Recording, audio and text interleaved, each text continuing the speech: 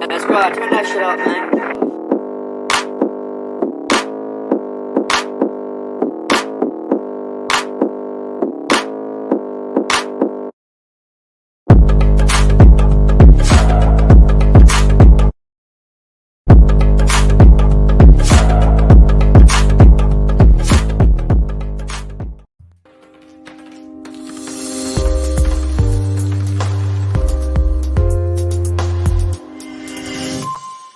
The following show is for mature audiences only. Shy City Sports.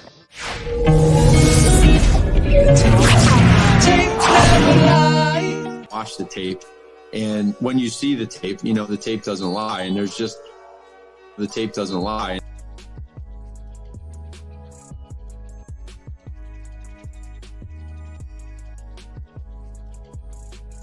Kickstand, if you will, the foundation of what it is you do, and then incorporate a lot of spread power game in there.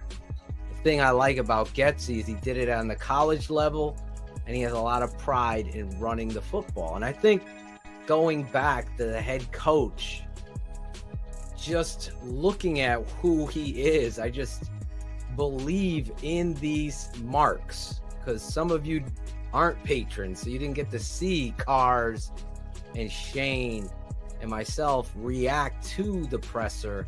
And I think it was very important that you understand that he's not calling plays on defense. That was one of the biggest. There was a huge groundswell on Twitter of people that were actually upset about that. That's just saying that stupidity. you're not pulling from his expertise. And I would have been pissed off if he was calling plays. Right from Jump Street, we would have talked about it immediately. I mean, did you not just watch what happened the last 4 years? You brought in a quote-unquote expert, and he wasn't a head coach. He wasn't even a fucking expert. But that was the way that he was fucking framed here. Exactly. No, Eberflus, if he would have come out and said, "Oh yeah, I'm a DC. I'm calling my defense," I would have had a big issue with that from Jump Street. No, totally agree. We hired you. If I'm George, if I'm the owner of the team, or if I'm the GM interviewing him, I would have told him that flat out. No. I'm not hiring you to call plays. I'm hiring you as a head coach to be the leader of my team. To take this team forward. I don't need you calling plays. I don't need any more of this. I need to see your whole face directing the fucking football team. Article you sent today, jumping back over to the poll side, is a showcase exactly of this network. The very first fucking rant right from BHL was the bullshit Jermaine Ifedi and the Pussy Patrol Chicago Bear offensive line. All of them. That was on this network, saying you cannot jump into a fucking situation where your quarterback's pushed out of bounds late and your rookie left tackle's the only one showing pride. You should all be showing pride. No one's helping this fucking kid up. No one's ashamed about their effort. This team was so poorly coached, and you heard it all the time from me, because it shows up on the tape as well as the attitude. This GM's pointing that out as an embarrassment. That offensive line is going to be a priority. Getting it right. Getting the right temperament out there to match what the head coach is preaching. Effort. Every fucking play. Every play. We're not here to be friends. I love this guy. He's great in the locker room. We're not here to be friends. You're going to have, oh boy, bump some fucking heads. Given the opportunity to do a more expansive search, would you have done it? I was given the opportunity. I found him. Right there, throwing away all the troll boy, the blog boy. That was his mic drop moment of that presser. You can't say that, oh, we have Borum pegged for right tackle, so we're good. No, that's a massive mistake. You can't build it that way. You're good at two places on offense, QB and running back. Everywhere else, every single one of those guys. Still don't know it. Oh, you mean you're good? Good. As far as you don't Like have to worry you have about your drafting. lead I dogs. got You got your lead dogs, Yes. right? And you got your backup at running back too, right? You are set there. Yes. Cody Whitehair, James Daniels, definitely Sam Mustipher. I love Mooney, but he's still not quite a number one. None of those guys right now are locked in for the next 3 years, right? This so you've got to do GM, it. this GM, to your point, comes from a place where they double, triple down on these things. They identify. He's going out there and openly, he being polls, saying offensive line is going to be a priority. Oh, huge Offensive priority. line is going to be a priority. Bill Polian goes on with Waddle and Sylvie and is essentially stating and quoting the same thing. And oh, by the way, the Chicago Bears hired an assistant GM who's also an offensive lineman. Let me just say one thing, Cars, I'm sorry, about the acronym. As a coach, you want to keep it simple, stupid, for everybody. So you develop certain acronyms, especially if they're your foundation. If they're your fucking foundation, you want everybody on the same page. So it might be cheesy when you're ordering fucking coffee and donuts on a Saturday before a big game. You might joke about it. But then, after 3 weeks of seeing your peers fucking run to the goddamn ball, hustle, see somebody like Eddie Jackson's fucking cereal box get thrown out into the sideline with him. All of a sudden, everybody's understanding that this isn't a parent that's, I'm going to punish you. Keep doing it. I'm going to punish you. I'm going to punish you. I'm going to punish. They never do it. The kid keeps taking advantage. It's the same fucking thing with football with acronyms. I don't give a shit what level. The NFL all the way down. It goes to this level. You have toughness. We are going to hustle. And thus that shit is in your life. It ain't a fucking let's break a 6-game losing streak and club dub is coming. This is about winning. And that those acronyms help you. And it's a credit to this guy. On the record saying, Ryan Poles says, either I name the coach or I'm going to Minneapolis. This is the true story, correct? Correct. He told them, hey, first of all, people are going, well, how could you name a coach that quick? These dudes, all the finalists, Elliott Wolf and Austin Ford and Ryan Poles, these guys were all involved along the way, and they would give their list. Who do you like? I like Phil. Who do you like? I like Shayne. Who do you like? All right, nobody likes Braggs. So we'll go. Pretty much. Just kidding you, Greg. I love you. You were right the first time. Yeah. So when he got named, George meets him at the airport, and then it's a done deal. You're the guy. Okay, what do you want to do for coach? We should all get together. He said, nope. I'm doing these interviews myself, and it's my hire. If my ass is on the line, you ain't going to do to me what you did to Ryan Pace and make him hire John Fox, who was cashing one more check. Either if I'm your guy, I get to pick my coach. And they said, okay, you're in charge.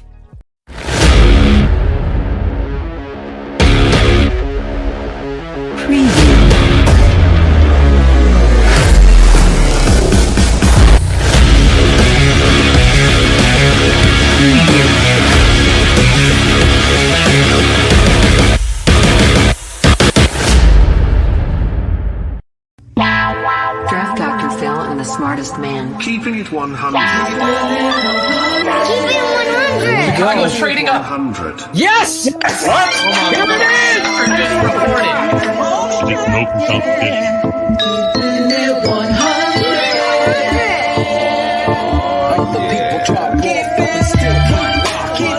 I know we need to run the ball more. I'm not an idiot.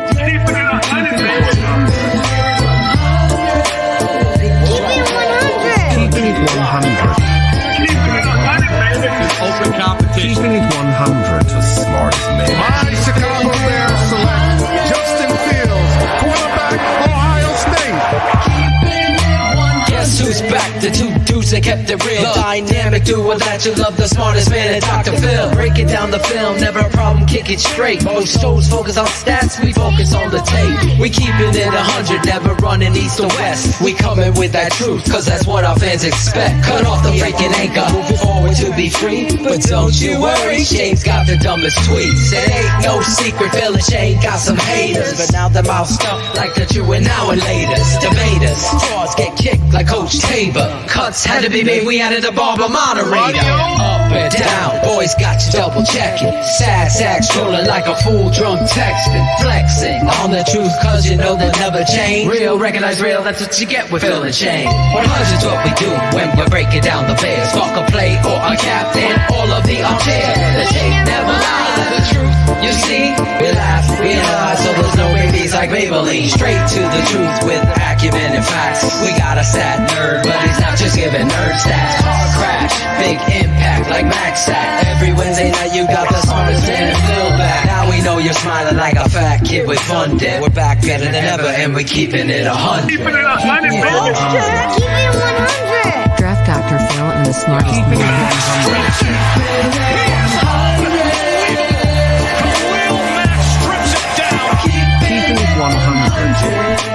Draft Dr. Phil and the smartest Keeping it 100. Keeping it 100, baby. Keeping it 100. Draft Dr. Phil and the smartest man. Keeping it 100. Keeping it 100, baby. Draft Dr. Keep it Phil. 100. Keeping it 100. Shayne, Money Man Marsaw, and the guard.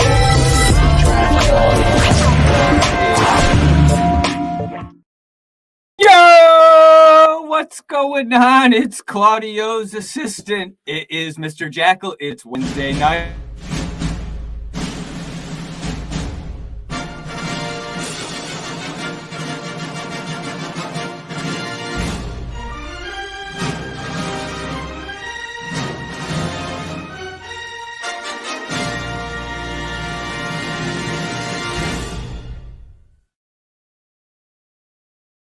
Hey, don't speak. I expect nothing less from you motherfuckers in the background, but it's Wednesday night. We got a show. We have. Oh, yeah, I got the music. I got the jacket. I love it, boys. Hey, we got a great show tonight. We got NBC Chicago's The Under Center podcast. Alex Shapiro joining us. Mr. Rogers is going to be joining us later this evening. Maybe a little stop by Coach Atoshin. You never know who's going to show up type, in these evenings. Like last night, if anybody saw that, somebody couldn't find the hole. But we'll get to that later this evening. So as we proceed, let's bring on the smartest man first.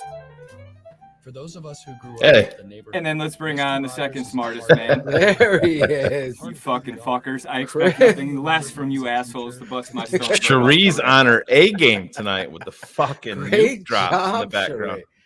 Cherie producing. Well done. Producing crazy hits. Holy shit. Hey, we're it's back. Wednesday. I feel like we've been gone for weeks. Yeah.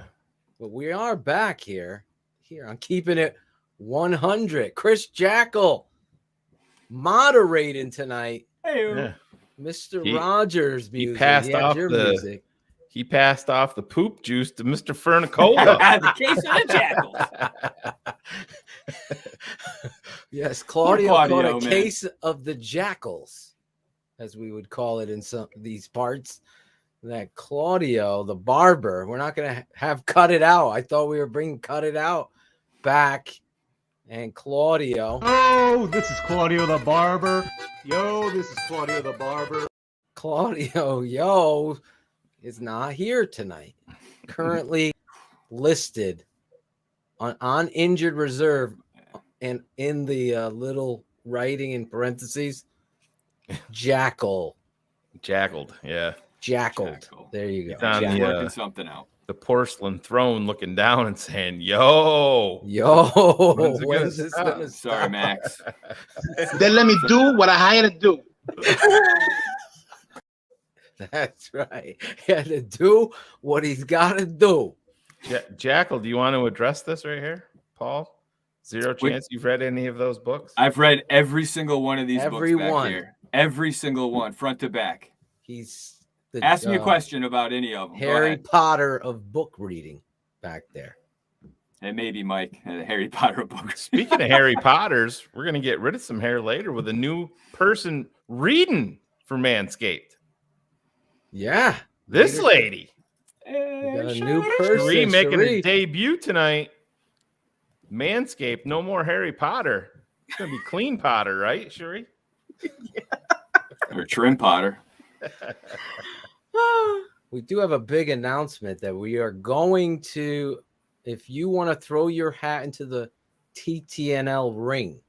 Yeah. Because a lot of these fucking troll blog boys, as well as fans, think that they can have their own show. So we are going to let you throw your hat into the ring. Yes, never wipe back to front, Chris. Hey, and we're going to let you audition American Idol style to put your own show on TTNL. We are going to see it. You have to have a jingle. You got to come up with your own jingle, your concept. We are going to allow you to do this, and you have to have 2 or 3 people in your crew. So it's not technically like American Idol as a solo act. And we're not doing the jingle for you. You could name your shitty show The Shit Show or The Bear, like Logan would. The Shit Show with Logan. I can see it right now. Jesus Christ. Logan's playing it back to front. The Bears. That's Here we go. Get you off the show right away. See, there it is. I knew it. So we'll let you come up with the name, your concept. If you want to be in it, reach out to Shayne, me, or Chris Jackal. Be creative. This will be going on for a couple months. We're going to give you time to work that ass. You're going to be like this. You're on the air, baby. You're on. You did it. You made it. That's what we're going to be doing. You're on the air, baby. The Shit Show. You made it. That's right. The lights come on. Shit changes. Yes, it does. A lot of people ask think Josh, they can do it. ask Josh E about that. Bring your posters. I got to be honest. Shayne does an amazing Josh E impression. Oh, boy. So I did it. Shayne calls me and he starts talking as Josh E. Still thought it was Josh. I thought it was Josh E. call. It's like, what the I fuck? even answered, and it was Shayne on my, you're in your phone, so I'll hit my Bluetooth headset. I have one of those neck ones, like the CIA. I'll just hit it. All of a sudden, I hear Josh E. I'm like, I thought it was Shayne, but what's up, Josh? Is he in the chat? I don't know if he's in here. there. I saw him there. Could you give him a little taste of Josh? Oh, E? not yet. Not yet. Oh, not yet. That's later. Yeah, not yet. Okay. We got a bunch of impressions. Got a bunch of fucking impressions. We do. That's why Phil and I are going to be hanging out this Saturday. Yes, we're going to see. Maybe we get Jackal up there. Dude, what the fuck? I know. You're not even thinking of it. Well, we kicked Claudio to the curb. Well, he's contagious. Yeah, especially the poop juice. Especially How's since this he guy caught got poop juice and he's talking in the chat. He's got the Facebook about pizza. It's Corona casserole over there. That motherfucker. Yeah, because they came out again talking about New Haven pizza. Oh, yeah. I don't want to hear anybody else. No. #1 in the USA. Once again, don't be hating. I love people that have never had it. See, I've gone to Chicago and New York. Yeah. I haven't been to Cali, so I can't speak on that. But they're not pizza. No, that's really? not everybody else's. Just saying. Isn't that what they do? Cali really doesn't have a food that they known for, besides Mexican food, and that's another country. So hey, I'm a New Yorker, and I was skeptical. I went down there, and it is 100% legit. Best pizza I've ever had. And I've only taken them to one pizza place. You think this fucking guy Phil would be bringing me some on Saturday just to be like, oh, should here, I bring you a? We could just right. drive an hour down, hour and a half or 2. Should you bring me a pie? Yeah, you should bring me a fucking pie. Jesus fucking guy. I Am Skokes is way off the mark. Way off the mark. Acevedo won't. Then let me do what I hired to do. There he is. Angelo doesn't love us anymore. He doesn't. He doesn't love us anymore. Yeah. He'll answer one time. To take over the North and never give it back. Yes, we got a lot of Bears stuff to talk about tonight. We wanted to say hello. It feels like we've been gone for so long, even though it was just last week. We had David Kaplan, as you could see, in the open. And obviously a lot of coaching. The staff is almost complete. You know, they might fill in some offensive assistant. Yeah, they hired a running back coach. They hired a running back coach tonight. We're going to get into all that stuff with special guest Alex Shapiro of NBC Sports Chicago. Break it down, talking about the hires and getting into that, deep into that tonight with you guys, the fans. So have your questions ready. Cherie will be producing with Chris Jackal, and we'll once again answer your questions, get you involved. Like I said at the top of the show, Shayne and I were spitballing about, you know, we see a lot of critics and people that think they could do things. So I want to give you a shot. Give you a shot. Show me the money. Show me. Haters got to hate. Let's see you put your best foot forward. And I promise I will not make fun of it at all. Yes. These guys will tell you. The best abilities is availability. I'll be there giving positivity. Yes. Expert. A little confidence boost. Yes. Confidence boost. Newest invention here is called the Cobb Quick. You'll be helping them out. That all primed up, ready? Are you ready for your read?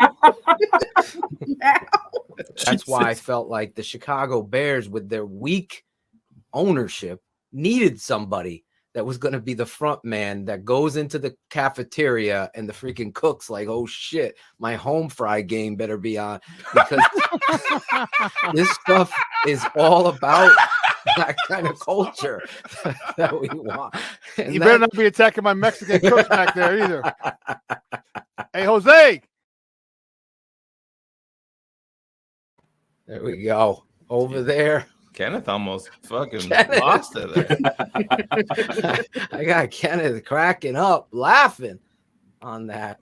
Yeah, but is Eberflus that guy that's going to create that environment where Tariq Cohen's little east-west ass is focused and determined? Let me read that. Play. I don't know if you guys saw the Tariq Shayne Cohen was giving me an update on Tariq Cohen. This is a quote directly from Tariq.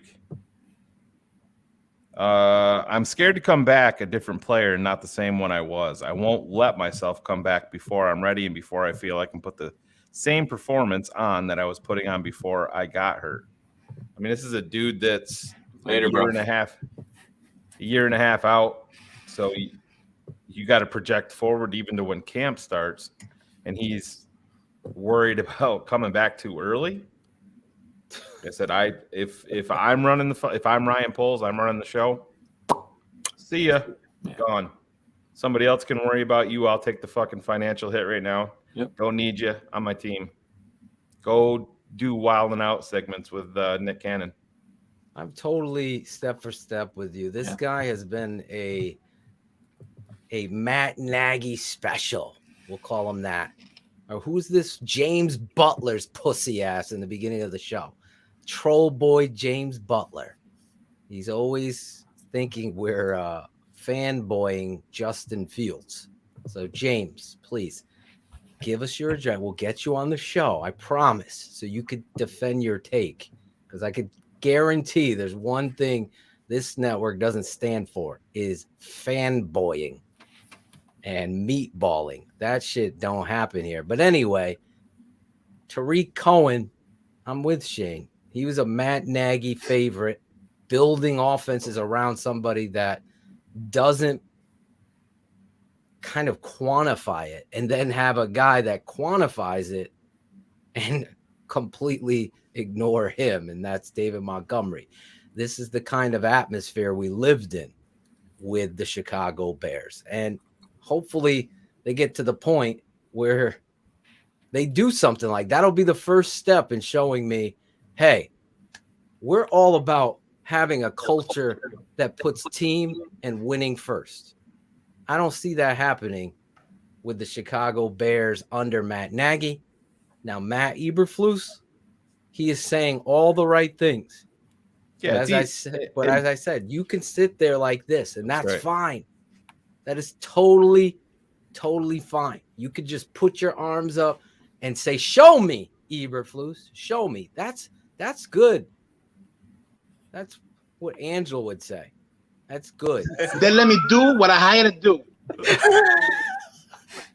You do what you got to do there. Go ahead. I'm not asking you to get out your pom-poms and believe in what this staff is. But Tariq Cohen saying that a year and a half removed?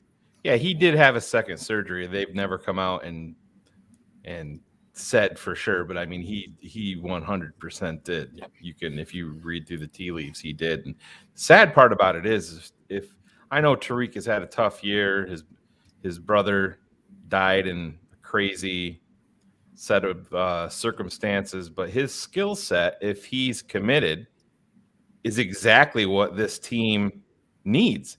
If he could be used properly, and he would buy into it, but I just don't think Tariq has bought into it. I think he got a little taste of the money and a little bit of taste of the success. He's a father now, and he lost his brother, so he got a little dose of reality, and it's not going to happen on my watch, not on my team. No way. I totally agree with you. I think Tariq, that's the last thing. That's almost like Marv Levy's comment. You say you got 1 foot out the door, you out the door. Yeah, if you're talking about retirement, you're already retired. Yeah, it's not even close. So don't be setting the stage. That's like those fucking blog boys that clever word their tweet so they have no stance in the game. They can get out on both sides. Oh, that's all over Twitter. They're doing that shit now, I'm sure, right? I don't miss that Twitter bullshit. Or the YouTube comments when they want to be critical about something and then they sign off with LOL. Oh, the LOL clears it. I was just with all joking. With all due respect, and then you just. Okay. I love your guys' show so much, Shayne and Phil. I love you guys, but real quick, your show's fucking terrible. And if you knew what you were doing, this is what I would do. I always just reply to him. See you next week. We own you. You can't give us up. That's what I saw. I see people troll in. It's just I've never been that person. I was talking about it today. That writes something on someone's show or music, whatever it is, creatively that they do as a critique. I just won't critique it. I'll just move on.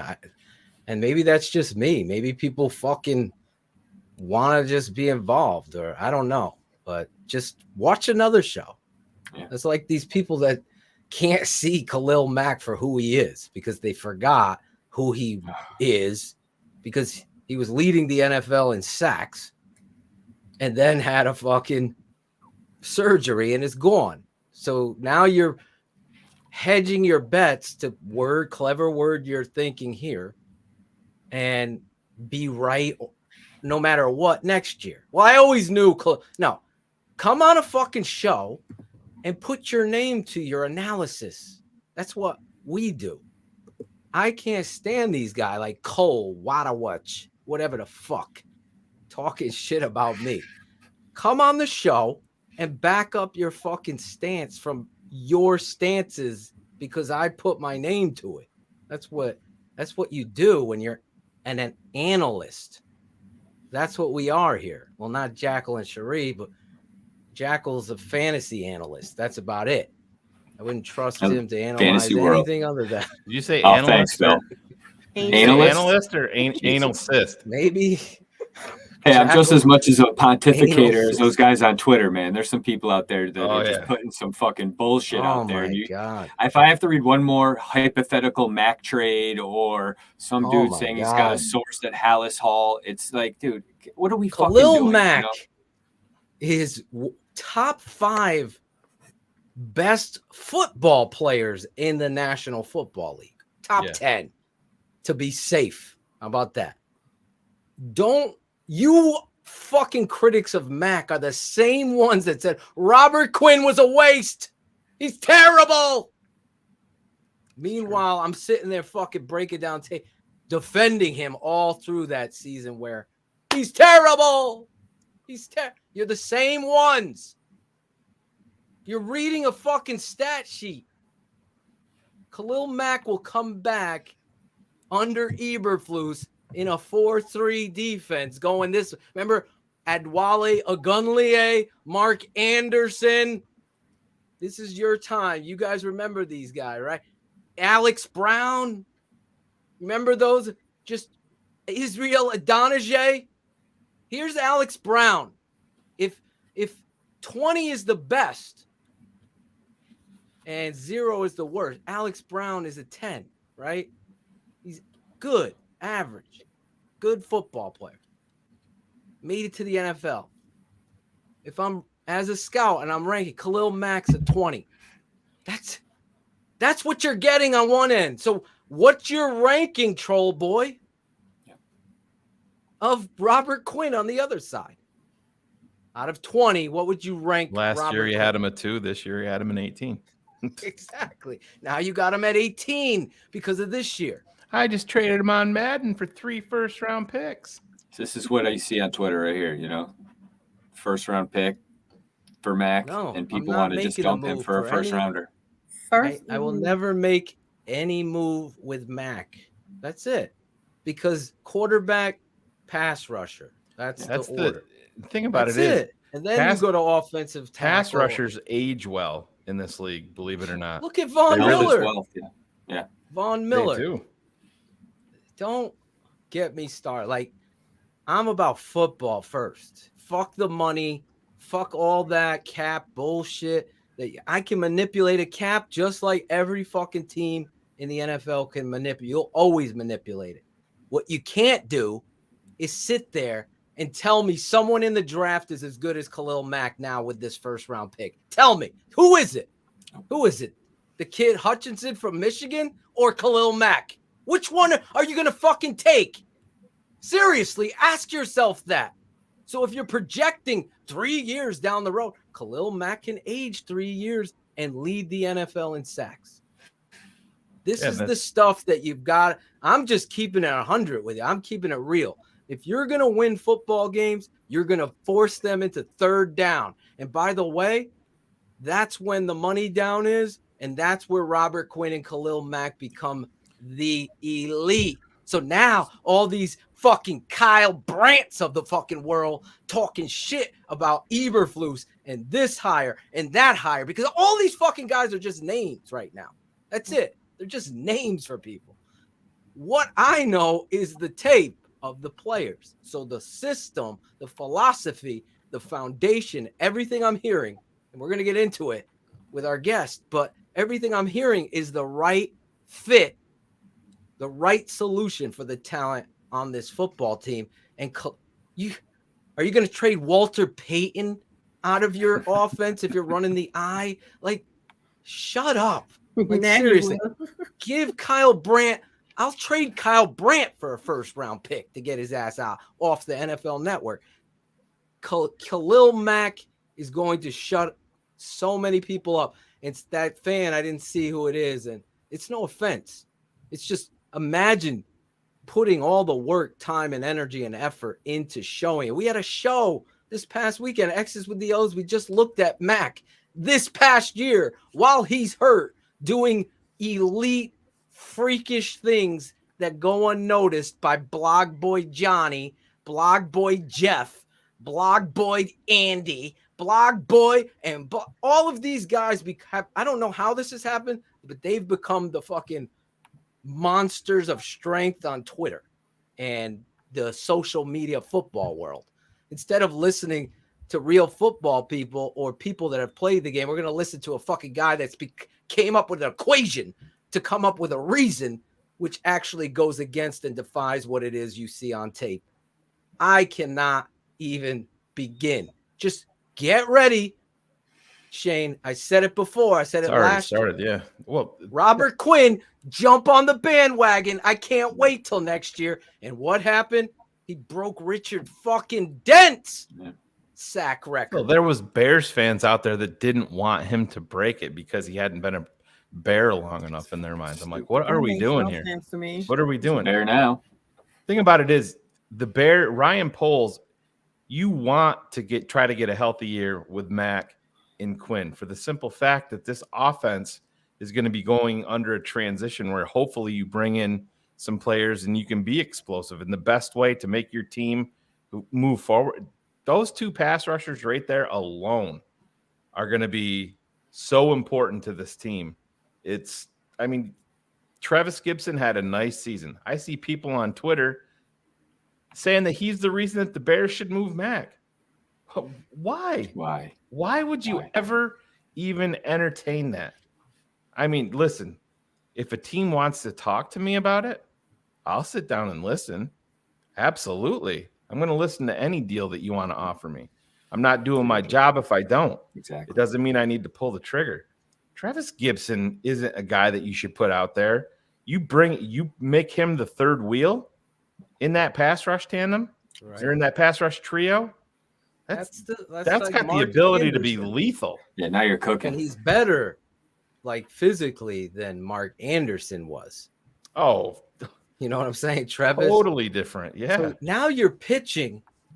It's like, okay, we're moving to the 4-3 defense, and you're going to try to keep Eddie Goldman to play him at 3 tech. That's not smart. That's not recognizing your personnel. Eddie's not a 3 technique.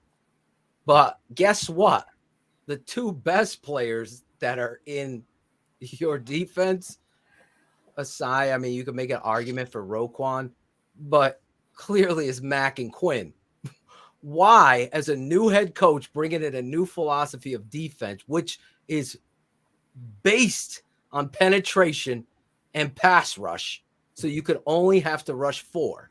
Would you fucking throw the best, maybe at the position, out of your team? Is that smart?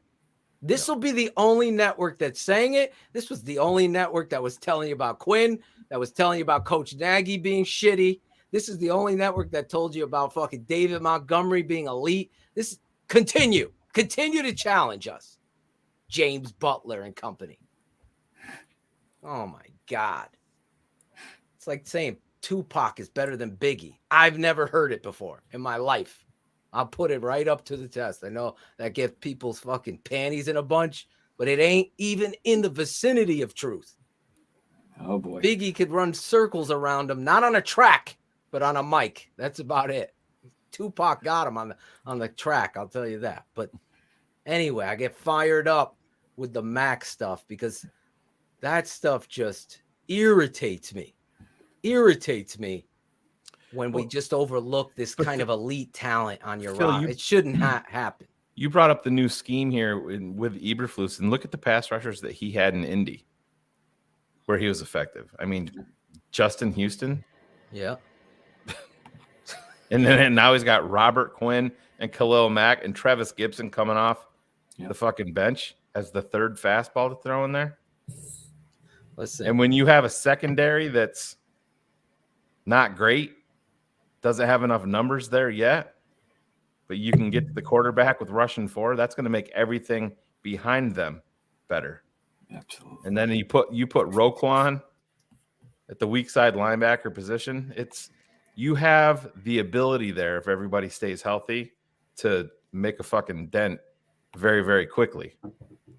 That's why, despite what people, I don't give a shit. We're going to get into people ranking the coaching hires. That's funny too.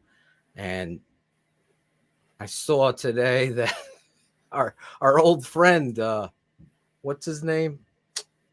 Lambert was taking our article again. He's writing our articles now.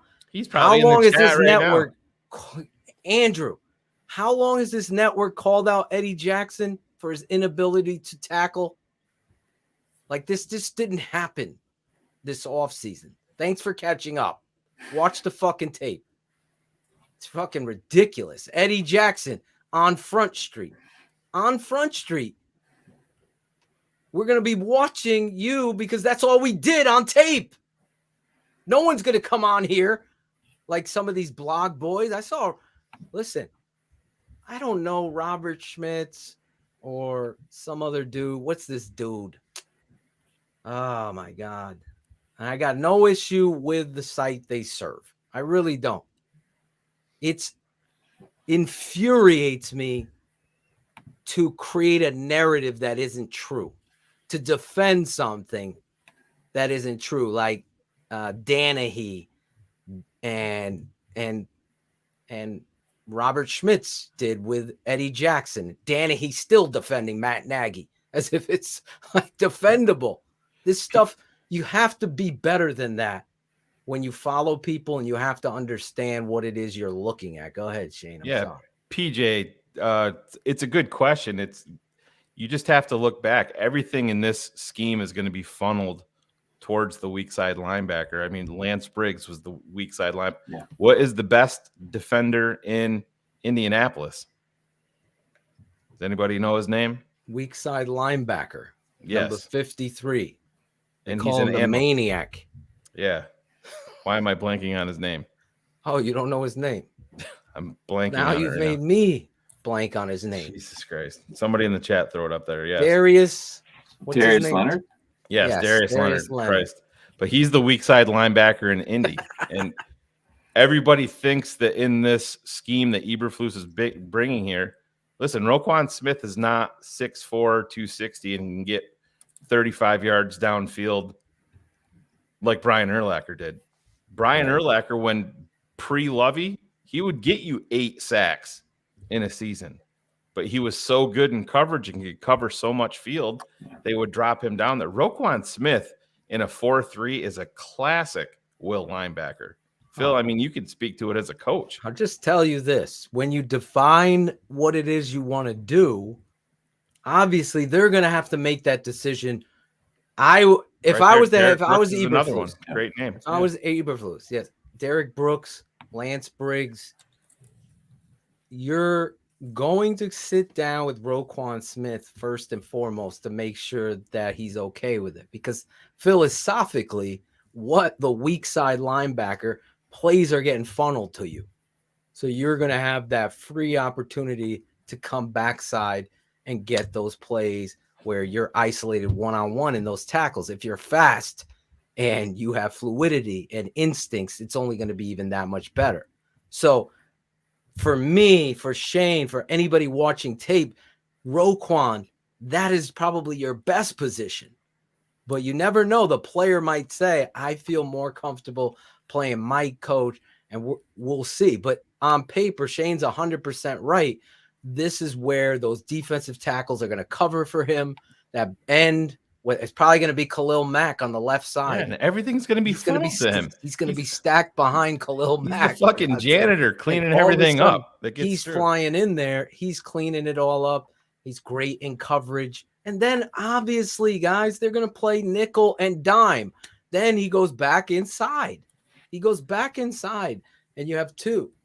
You have 2 linebackers there. Or you bring in a bigger safety or whatever. However they use, I forget what Eberflus called that position when they go into dime and they bring a safety in to play that backer that's matching up and tight end and what have you.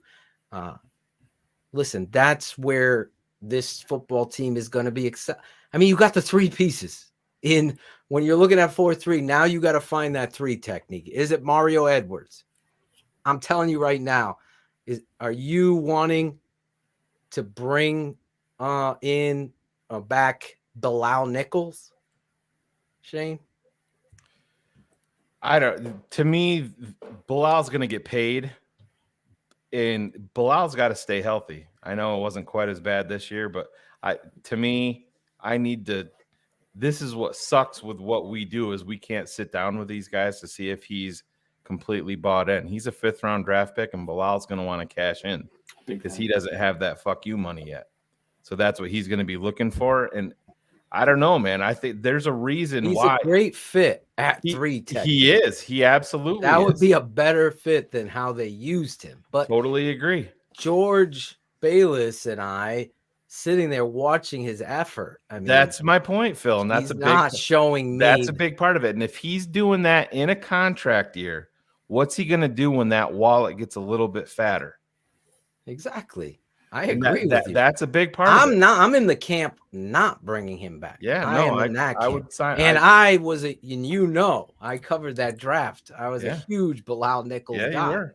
But his effort this past year in a contract year scares the shit out of me. So to Shayne's point, he becomes the next speed bump Charlie.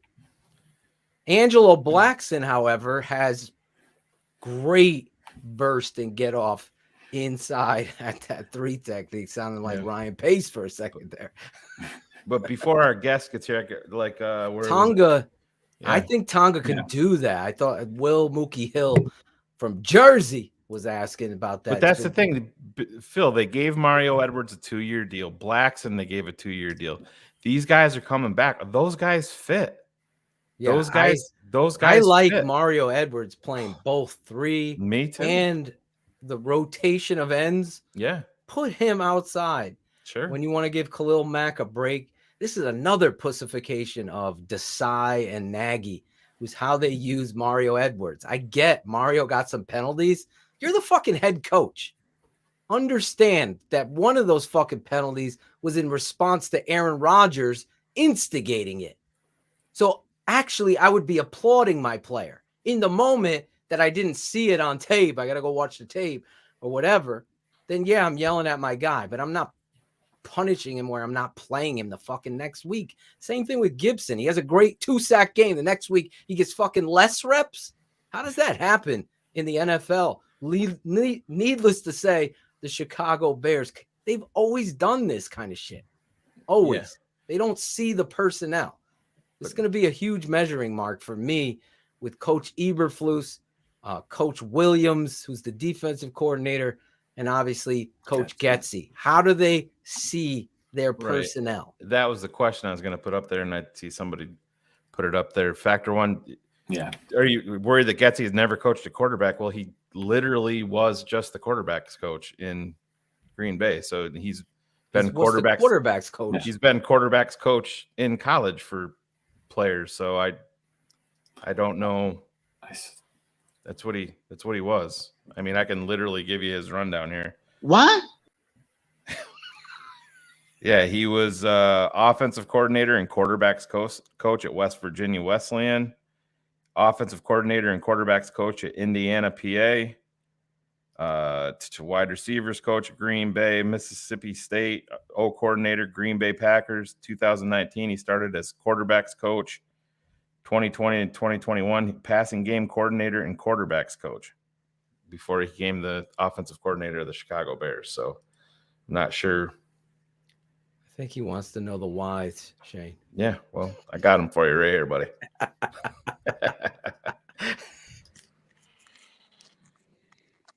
Crying a lot, I can't find the hole. He couldn't find the hole. He found it. That's 9 what months Tariq later. Cohen kept Here's saying. little Philly. I can't find the hole. I'm gonna bounce it outside again. Dad, there's my dad. Listen, I'm not. We're gonna get into all the. I don't want to double talk, and I'm probably gonna because I went on a mini rant with our guest who's coming up at the halfway mark. Even though my producer from England told me it was at the top of the hour. So yeah, but he told you that it would this time worked out better for him. Okay. Take over the north. Take over the north. You get that East and Central time always screwed up. Hey, I'm starting to learn geography, Shayne. Yeah. That's what I'm I'm doing the region. All right, nobody likes Braggs. Yeah, nobody likes Braggs. Where is this drop I was looking for about the tape? I don't know. Where did that go? There it is. So the beautiful thing about the NFL is what you see on tape usually is a reflection of the person behind it. There we go. This network has said that many times, Eric Lambert. So when you write that tomorrow, I want you to know that I've said it for about 7 years. So on the old network, I said that. On this network for the last 2. So put me in as a footnote on your article. So yes, the team is a reflection of the head coach, and what you put on the tape is you. That's why it's so important that you be maniacal, that you be intolerant of behavior that isn't becoming of the team, that putting guys like Khalil Mack, Akeem Hicks, if you want to re-sign him, Robert Quinn, Roquan Smith to will linebacker, and explaining to him why, putting these players in the best position where they could be at their best. This is what's going to reflect on you, not management, not politics, not where you drafted someone. If Dieter Eisland is the best fucking center on the team and he's undrafted or it's never played there, then it's your responsibility to put the best player out there, even if it means that you're going to go through some bumps in the road while he's learning. You've decided to put an attitude first, that you've put a mentality that reflects you.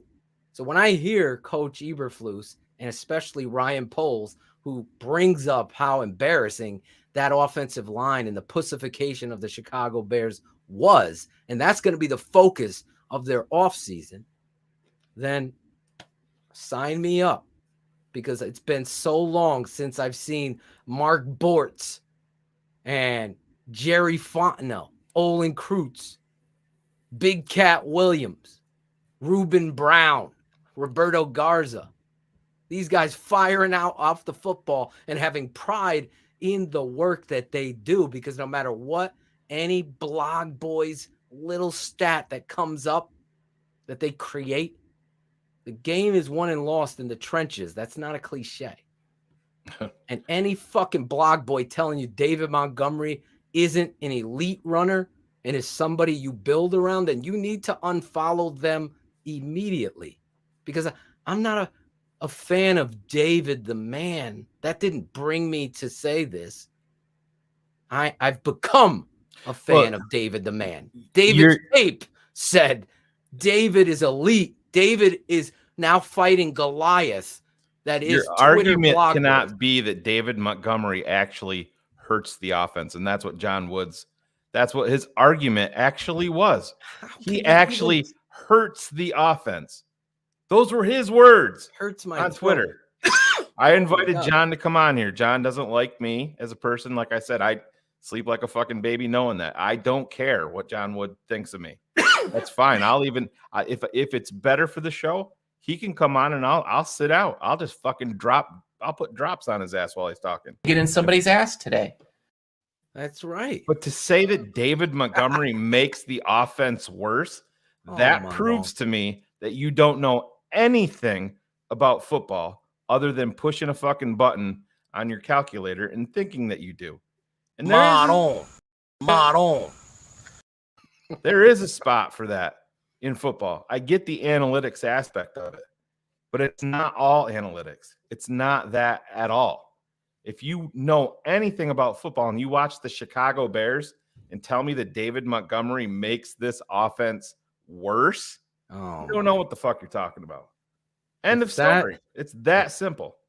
That is like me going into fucking his fucking editor or whatever the fuck you want to call him even was embarrassed by it.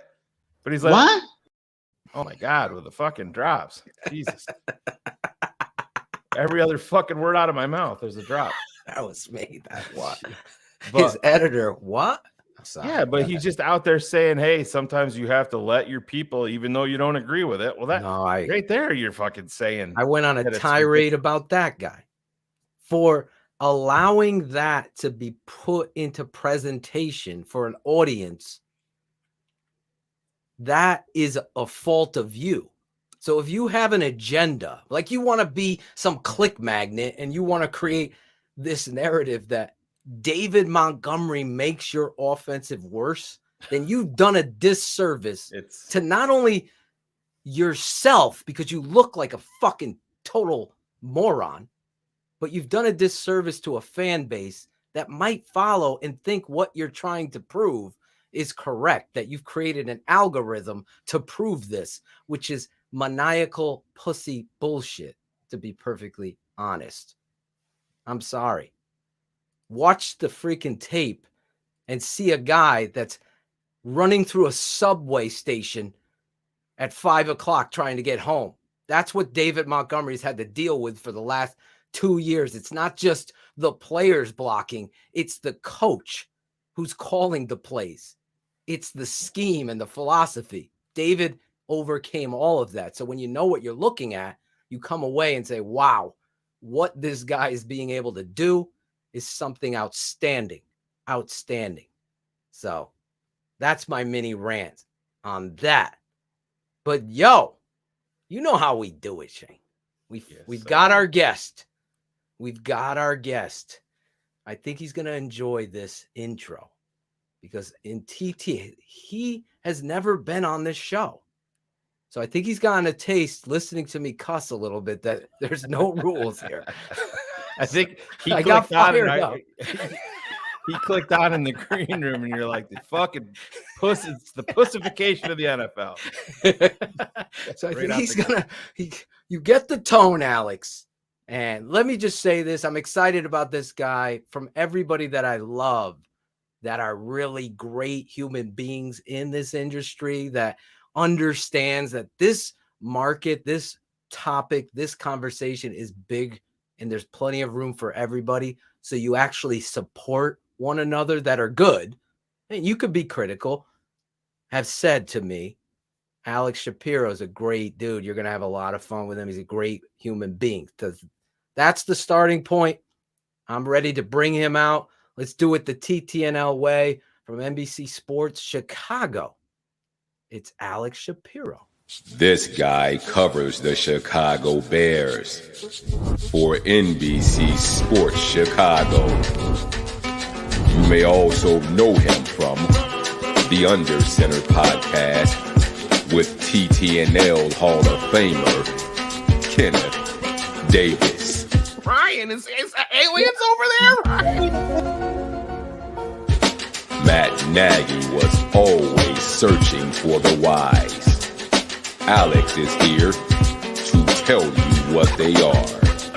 Bears fans, TTNL fans, get out your seats for this TTNL Network first-timer and give it up for Alex Shapiro. That guy, right? He's the one that put Flus on the map in the streets of Chicago. All right? Yes, he put him on the map in the streets of Chicago. Now he's bringing it to our streets, the TTNL hood, as we call it, the 100 crew. What's up, Alex? How are you? I'm doing great. Thank you for that lovely intro. You're right. I love that. Very kind words. I appreciate it. Ken Davis is the man. Yes, I really, really appreciate you two having me on the show tonight. Well, we are excited, man. And I shout out my boy Berlissimo for being the guy that does more than Jackal. He's scheduling guests. We're starting a competition now with our production team. Who schedules the most guests? But we're excited to have you on with us tonight. Obviously, we've heard that there's a new running back coach in Chicago, but let's start at the top. Ryan Poles, the Poles show. Mm-hmm. Usually those, you bring your dollars with you when you go to one of those. But different Poles show.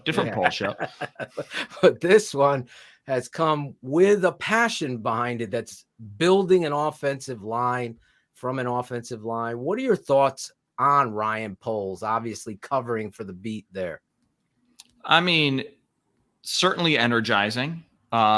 Says the right things. I thought he was impressive during his press conference. I personally love that he is dedicated to that offensive line. It's something that's plagued the Bears for a long time. Brought in his guy, Ian Cunningham, also an offensive line guy. So all of those things are great. One caveat is we were saying all the same things when the Bears hired Ryan Pace. Everybody loved Ryan Pace. Everybody had nothing but wonderful things to say about Ryan Pace, had this great pedigree, et cetera, et cetera. Now, obviously, these are different guys, right? They're different guys. I'm going to give him the benefit of the doubt. Everything that I've read, everything that I've heard is wonderful. And again, meeting him, getting a little bit of small group time with him, good dude. But we'll see. We'll see how it turns out. We'll see if we're having these same conversations again 7 years from now. But first impressions, all good. So, Alex, when you look, to me, the big separator when you're going from Ryan Pace in 2015 to Ryan Poles now is just the roster. To me, you're going from the penthouse. The outhouse. I don't want to say to the penthouse, but the roster stability is much better. And the big one to me is QB1, Justin Fields. I mean, where you're coming from. Where do you stand on Justin Fields moving forward? Are you a big fan? Are you skeptical? I'm with it. I think Justin Fields can be the dude. I mean, obviously he has a lot to prove, right? Right. He He didn't show enough. He didn't show, I think, what people wanted to see in year one. Whether some of that was his fault or not, I mean, who knows? He wasn't put in many great positions to succeed. That Browns game, there is nothing Justin Fields can do to succeed in that Browns game. I don't believe. That being said, he can do more. He can develop, but I think he's got all the tools. He makes the plays. He does the things where you just go, wow, oh my gosh, special throw, special play. That upside is ridiculous. And to me, he passes the eye test. You know, you watch him, you listen to him, all of that, and you just, I personally think he's got that it factor. So there's no reason for me to believe that he won't succeed. You know, obviously he's got to do it. He's got to show it. He's got to prove it. But yeah, I think he can absolutely be a top tier quarterback in the NFL. So that being said, from your perspective, Matt Nagy really was neglectful of this young football player in your eye. It's in our eyes. So are you there with it? Yeah, I think you can start really off the top, the way they handled the training camp stuff. Yes. I mean, not giving him any reps in training camp. You are not setting this guy up to succeed. And I understand the plan, and I understand wanting to have Andy Dalton be the starter. That I can forgive. Whether it's the right decision or not, it's reasonable. You can say, okay, I can understand why you want Andy Dalton to be the guy moving forward, right? But to not have Justin Fields working with the ones at all, hardly. He did start working with the ones a little bit. But the way he handled that, to me, I thought was a misstep. And then again, you go back to that Browns game. Yeah. It's like, what are we doing here? The fact that it took him so long to get him out of the pocket, to get those screen games involved, nothing seemed connected to Justin Fields' strengths early on. Exactly. They kind of made progress as the season went on, but yeah, they absolutely could have done more to give Justin Fields a better opportunity to succeed.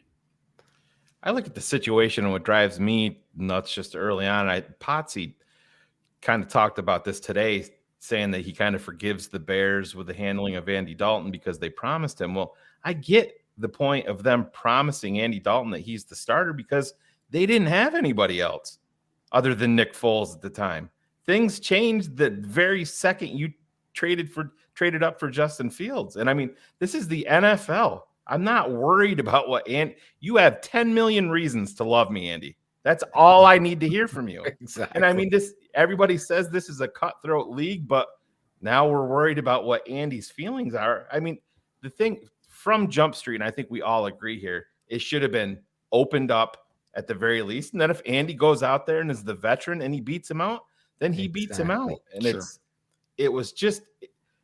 I think that's the coaching malpractice. Absolutely. But what Alex is saying, in typical Chicago Bears fashion, the hype, the night that they drafted Justin Fields was essentially Super Bowl feelings for Bears fans, worldwide. And immediately after that, the Bears shit down their own leg and took it all away by not just saying, hey, this is going to be an open competition and may the best man win. I could never figure out why they never did that. Yeah. Again, I could understand why they made him the starter. And they don't even have to say it's an open competition. But the fact that you're saying things like there's nothing he can do to win the job, or again, just not giving him the reps. And I know Andy Dalton needs reps to get involved with the offense, but let's be honest. Like you said, the minute you draft Justin Fields, everything changes. And you would have to imagine that when you're having these conversations with Andy Dalton, you're saying, hey, by the way, there's a chance we could trade up and get a guy. And in those scenarios, things are going to change. I don't know. Again, I don't know what was promised, what wasn't promised, but you would have to imagine while they're signing this guy to a 1-year deal, they say, listen, if we draft a young quarterback, things are going to change. And if they didn't, I mean, they should have, because again, it's just clear the minute you draft Justin Fields, things change. Yeah, can you imagine what went through Andy Dalton's head when he saw them trade up for Justin Fields? He had to have been saying, oh shit. Well, okay, that was fun. We experienced that with Joe Burrow. Mm-hmm. I agree somewhat with what Alex is saying. I think as a coach, you want something, but you know what you should want? What's best for the 53. So you sit back there and give those reps. That was negligence, to your point. But at the same time, I felt like there was a complete, utter malpractice in not.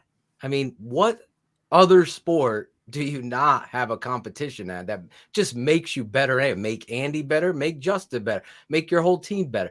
This guy was so egocentric when it came to this. It just felt like he didn't like Justin, and thus the Browns game came about, because that's just, as the fan said, it was malpractice on every level. There's no chips. They got 2 of the best pass rushers of the game. You don't have any tight ends chipping in. You're going 7-step drops, getting no boots, nothing moving out of the pocket with a plan or anything. It was unbelievable, to your point. But anyway. And it's just short-sighted, because you have to imagine, if you're Matt Nagy, the best way for you to keep your job is for Justin Fields to do well. Exactly. At the end of the day, he's kicking himself for allowing I think he had this idea that, he had the same thing with Foles.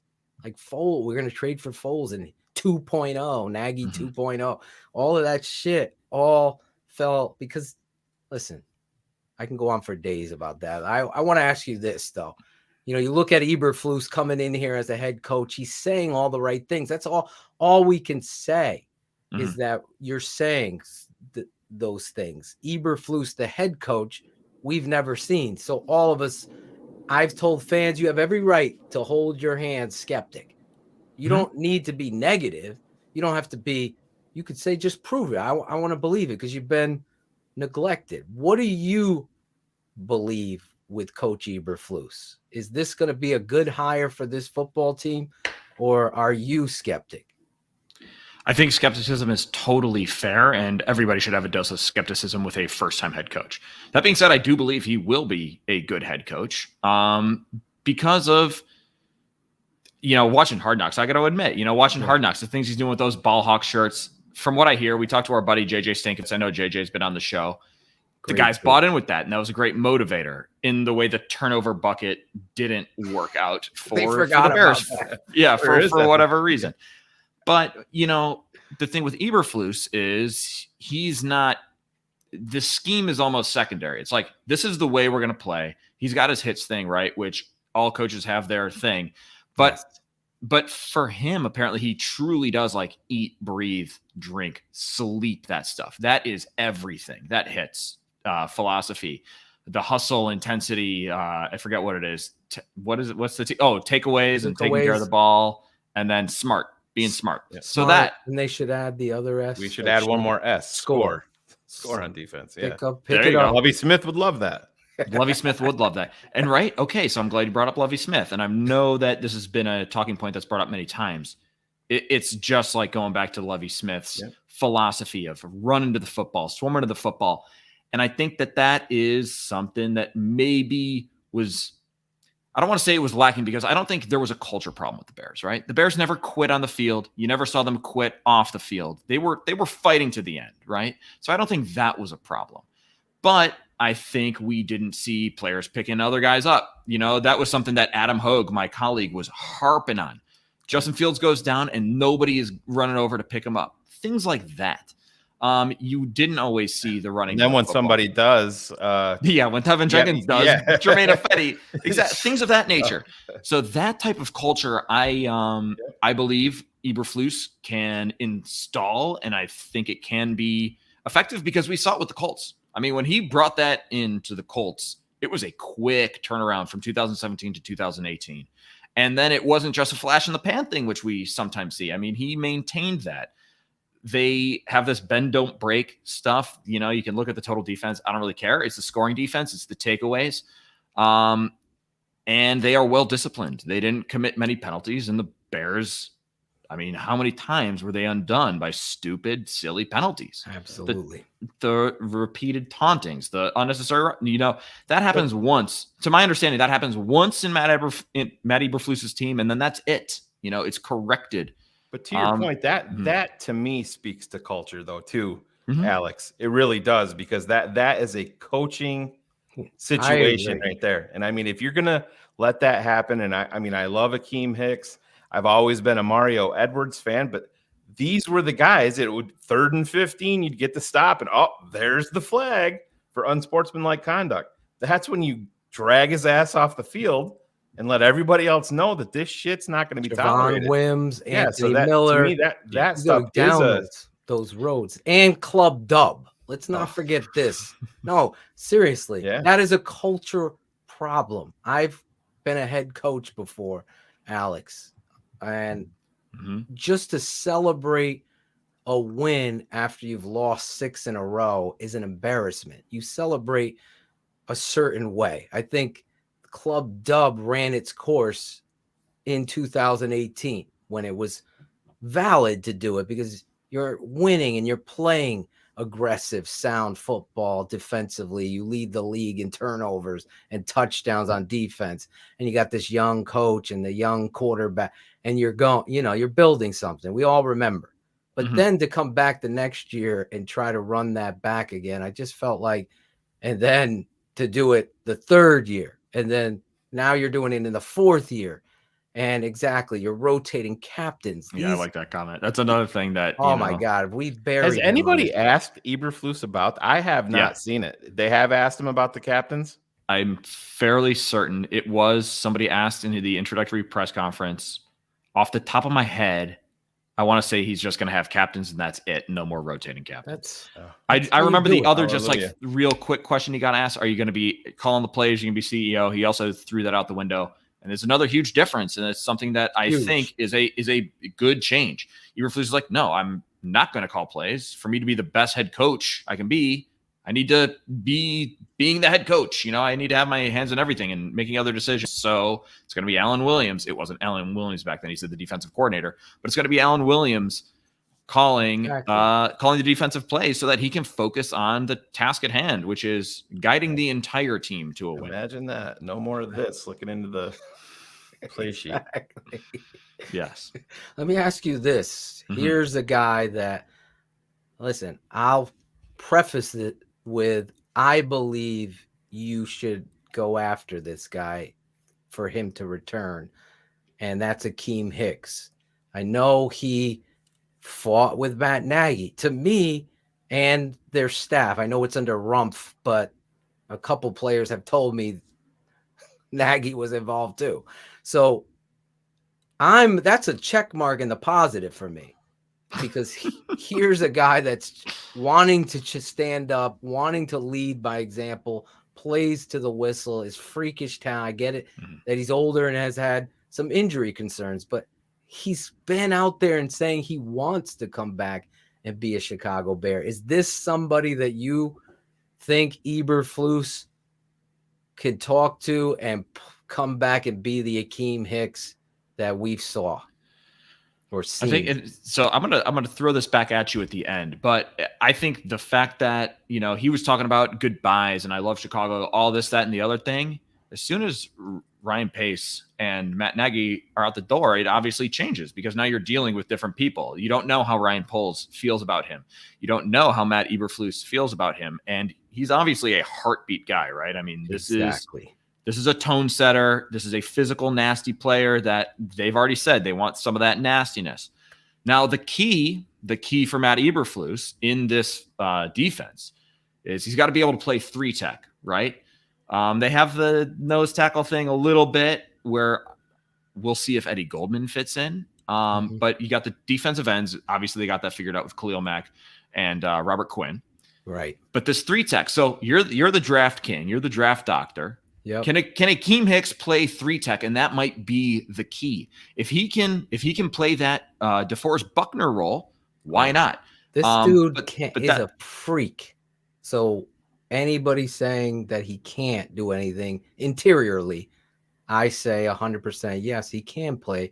And I can show you why. I'll actually show people the tape of why he could be a 3 technique, and he could be the other defensive tackle playing a head up 5 and allowing Mac to play that outside 9. You could use Akeem Hicks in ways interiorly that this guy he does things. Yeah, he's not your classic 3-tech by any means, but man. But he can dominate. If he's on a 3 technique, he has a resurgence in his career. I'm telling you, because of what Robert Quinn and Khalil Mack bring, it's going to be interesting because you're checking boxes for me.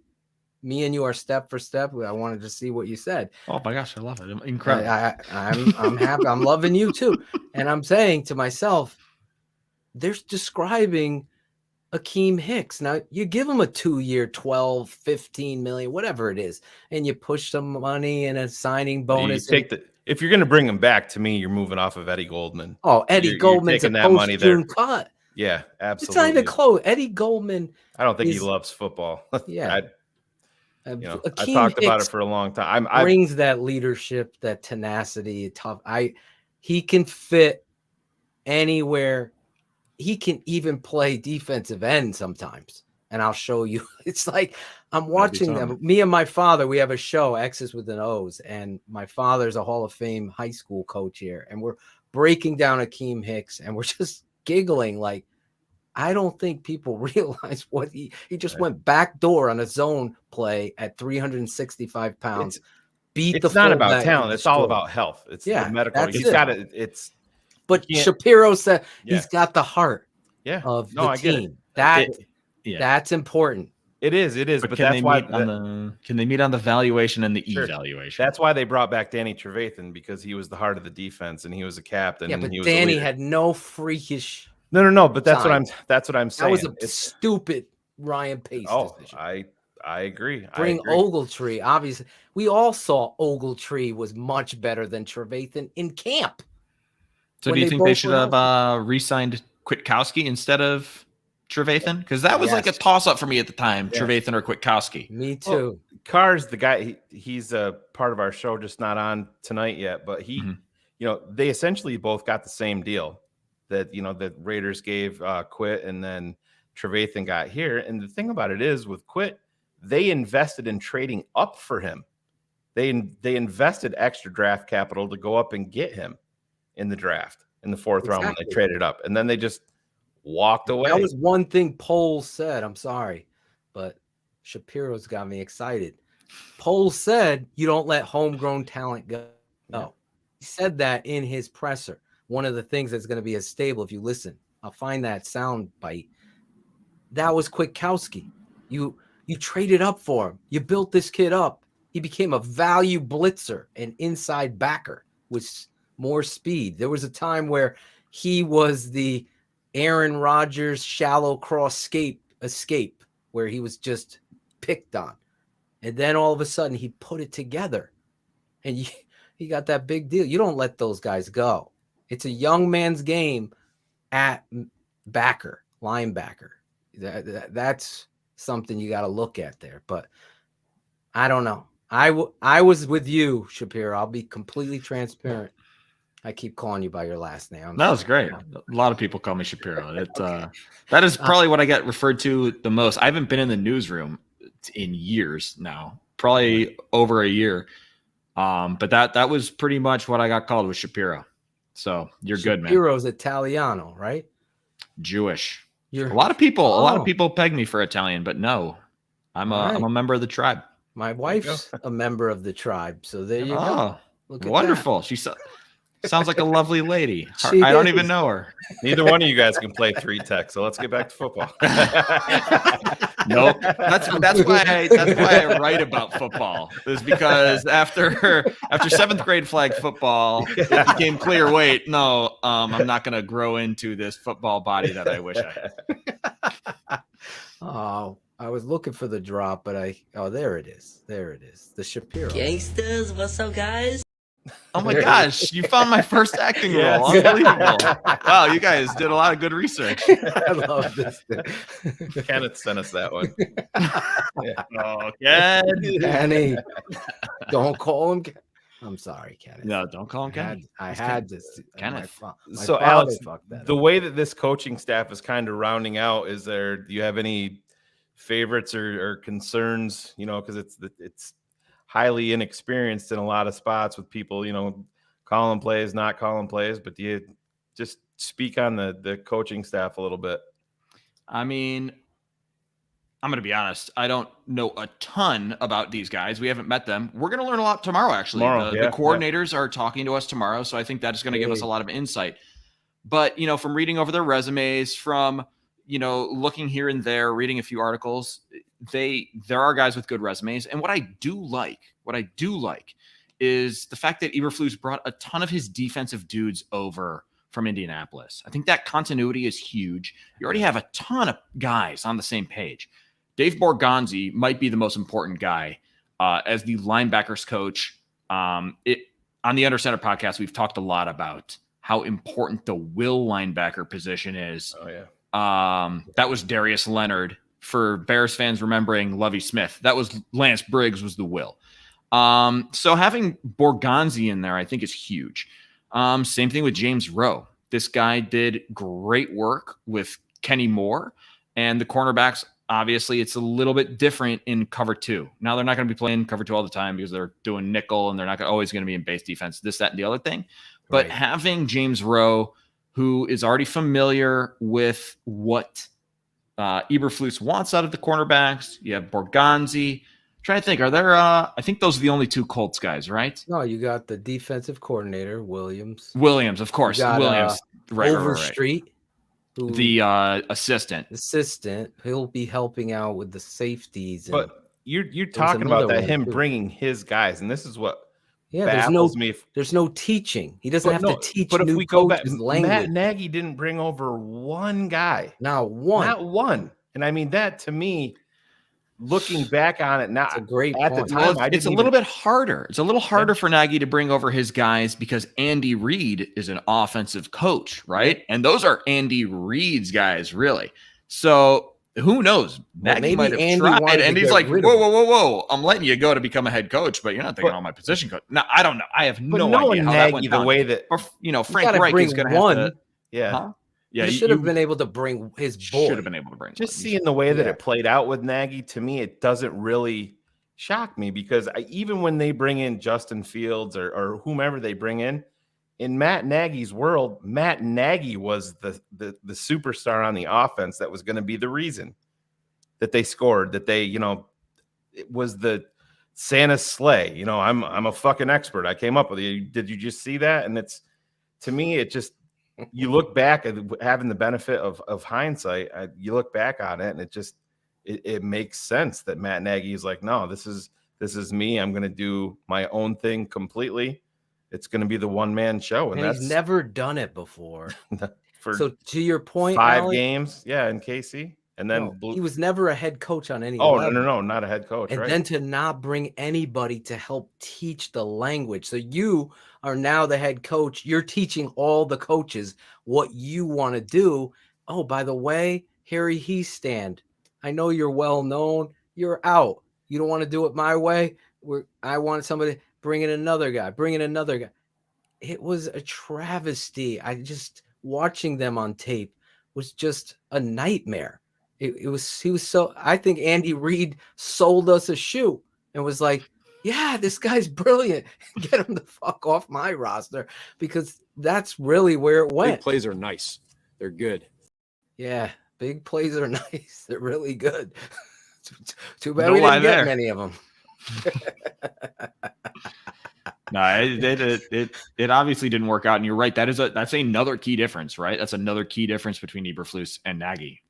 He's got all these guys. Yes. Now we'll see what Getsy also. I mean, another big unknown. It's a lot of unknowns. That's why I'm saying, like, it's okay to be optimistic, but it's also totally reasonable to be skeptical, because Luke Getsy, kind of a question mark as well, and we will see what his offense is all about. Because you have was it Matt LaFleur? Was it Nathaniel Hackett? Was it Getsy? Or was it just Aaron Rodgers being Aaron Rodgers? What were the reasons why XYZ drive or XYZ play worked out? I'm just concerned, and I want to hear your thoughts about this, about situational personnel usage as well as play usage. You know, David Montgomery runs for 15. All of a sudden, you're pulling him out.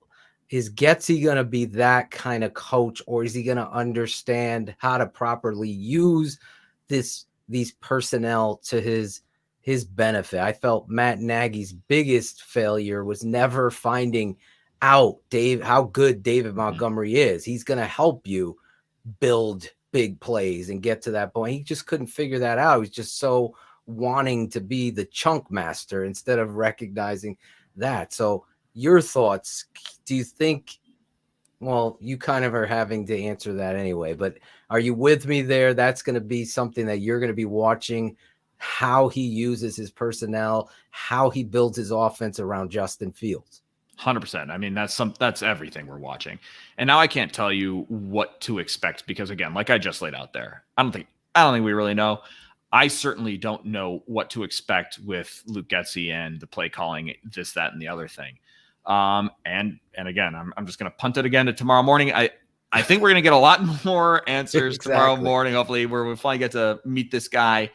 And I'm sure questions like that will be asked. Hey, the Bears they didn't do the hot hand approach, right? They didn't say, this is David Montgomery's drive and this is your drive. Yeah, take the whole thing. The questionable moves in the red zone, questionable 3rd down and 4th down calls, all things of that nature.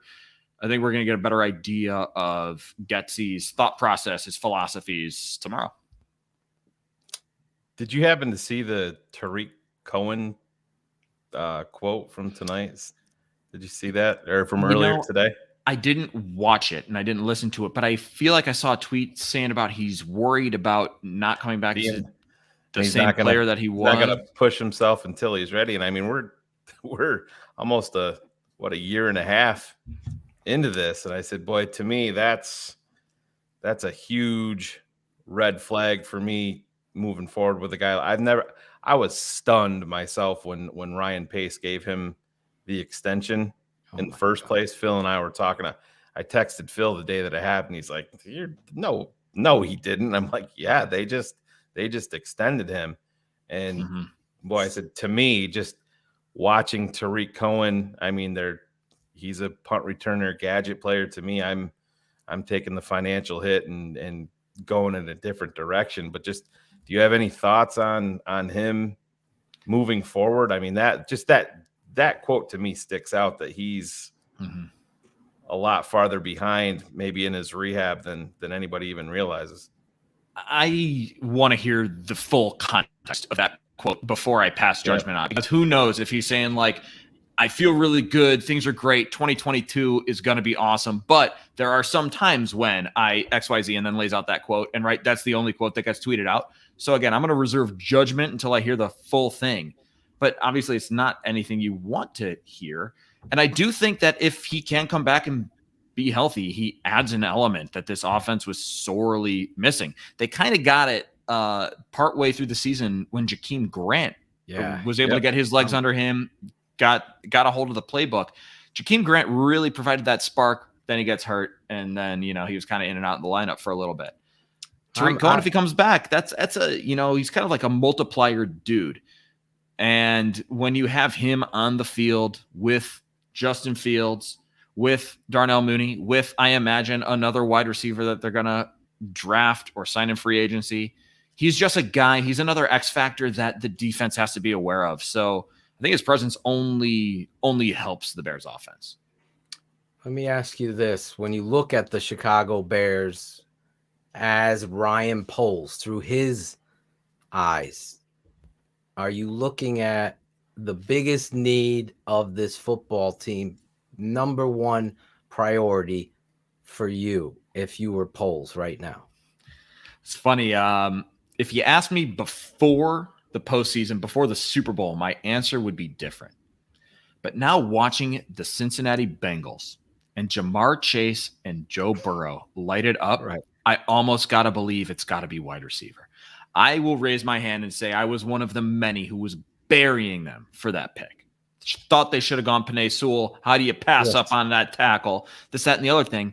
They're laughing all the way to Los Angeles right now. That pairing has been so dynamic, and this team is desperate for wide receivers, right? I mean, you've got Darnell Mooney, you've got Isaiah Coulter and Simba Webster on futures deals. So you need a whole lot of wideouts, where if it's me right now, if I'm sitting there at number 39 and there is a slam dunk playmaking wide receiver, I say, man, look at what Joe Burrow and Jamar Chase did. I'm with you 100%. Yep. I wanted you to answer it. I'm with you. I believe in Tevin Jenkins, the left tackle. I know a lot of people don't. I'll show you the tape. Again, he had the injury, and a head coach put him on slot receiver. He's coming off the field, not expecting to play. He's in the game right after, been out. So I believe receiver is the number one thing, whether it's going to be in free agency or the draft, that this football team I think it's going to be in both. I agree. Yeah. And get this, the kid from Alabama who popped his ACL, if he's there at 39, not Mechie. You're talking about Jameson Williams. Yeah. If you got to run to the, he also played with him at Ohio State because he transferred from that would be like, Jamar like Chase, Eddie Jackson around two. It's like Eddie Jackson around two, right? He gets hurt, slides all the way to the Bears. Yes. That worked Eddie, that's going to be our a couple of questions about Eddie. Oh, we got Eddie Jackson coming. I will say this though, while wide receiver is so enticing for all the reasons we just talked about, right? They have tons of holes. I mean, they need cornerbacks. Yep. They need an inside linebacker to go alongside Roquan Smith, right? Alec Ogletree is no longer under contract. I doubt Danny Trevathan is a part of this team's future. I mean, there are tons of holes. We already talked about the 3-tech because Akeem Hicks is no longer under contract. So there's plenty of ways that the team and Ryan Poles can go and make a serious impact with that number 39 pick if they stay at number 39. But wherever they go, they have the opportunity to make a huge impact on the roster. Are you in the camp of bringing Allen Robinson back and thinking he was just a product of Matt Nagy, no Nagy love or whatever it is? That connection with Justin Fields wasn't built, or there was a lot of plays of him loafing, not giving his full effort. Do you think he's somebody you would want to bring back or no? It's got to be for the right deal. I'm not sure what Allen Robinson is asking for, and I'm not sure what his market is going to be. But it honestly might be in everybody's best interests for a short-term deal, similar to the Akeem Hicks situation, right? You give him a 1-year deal for, I don't know, $15, $16 million, say, do it again.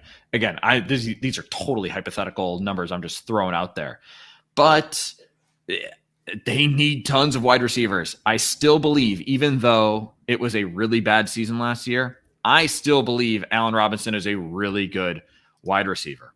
And if you have Justin Fields and Allen Robinson working together from day one, taking nothing but snaps, You don't have Allen Robinson running nothing but hitches.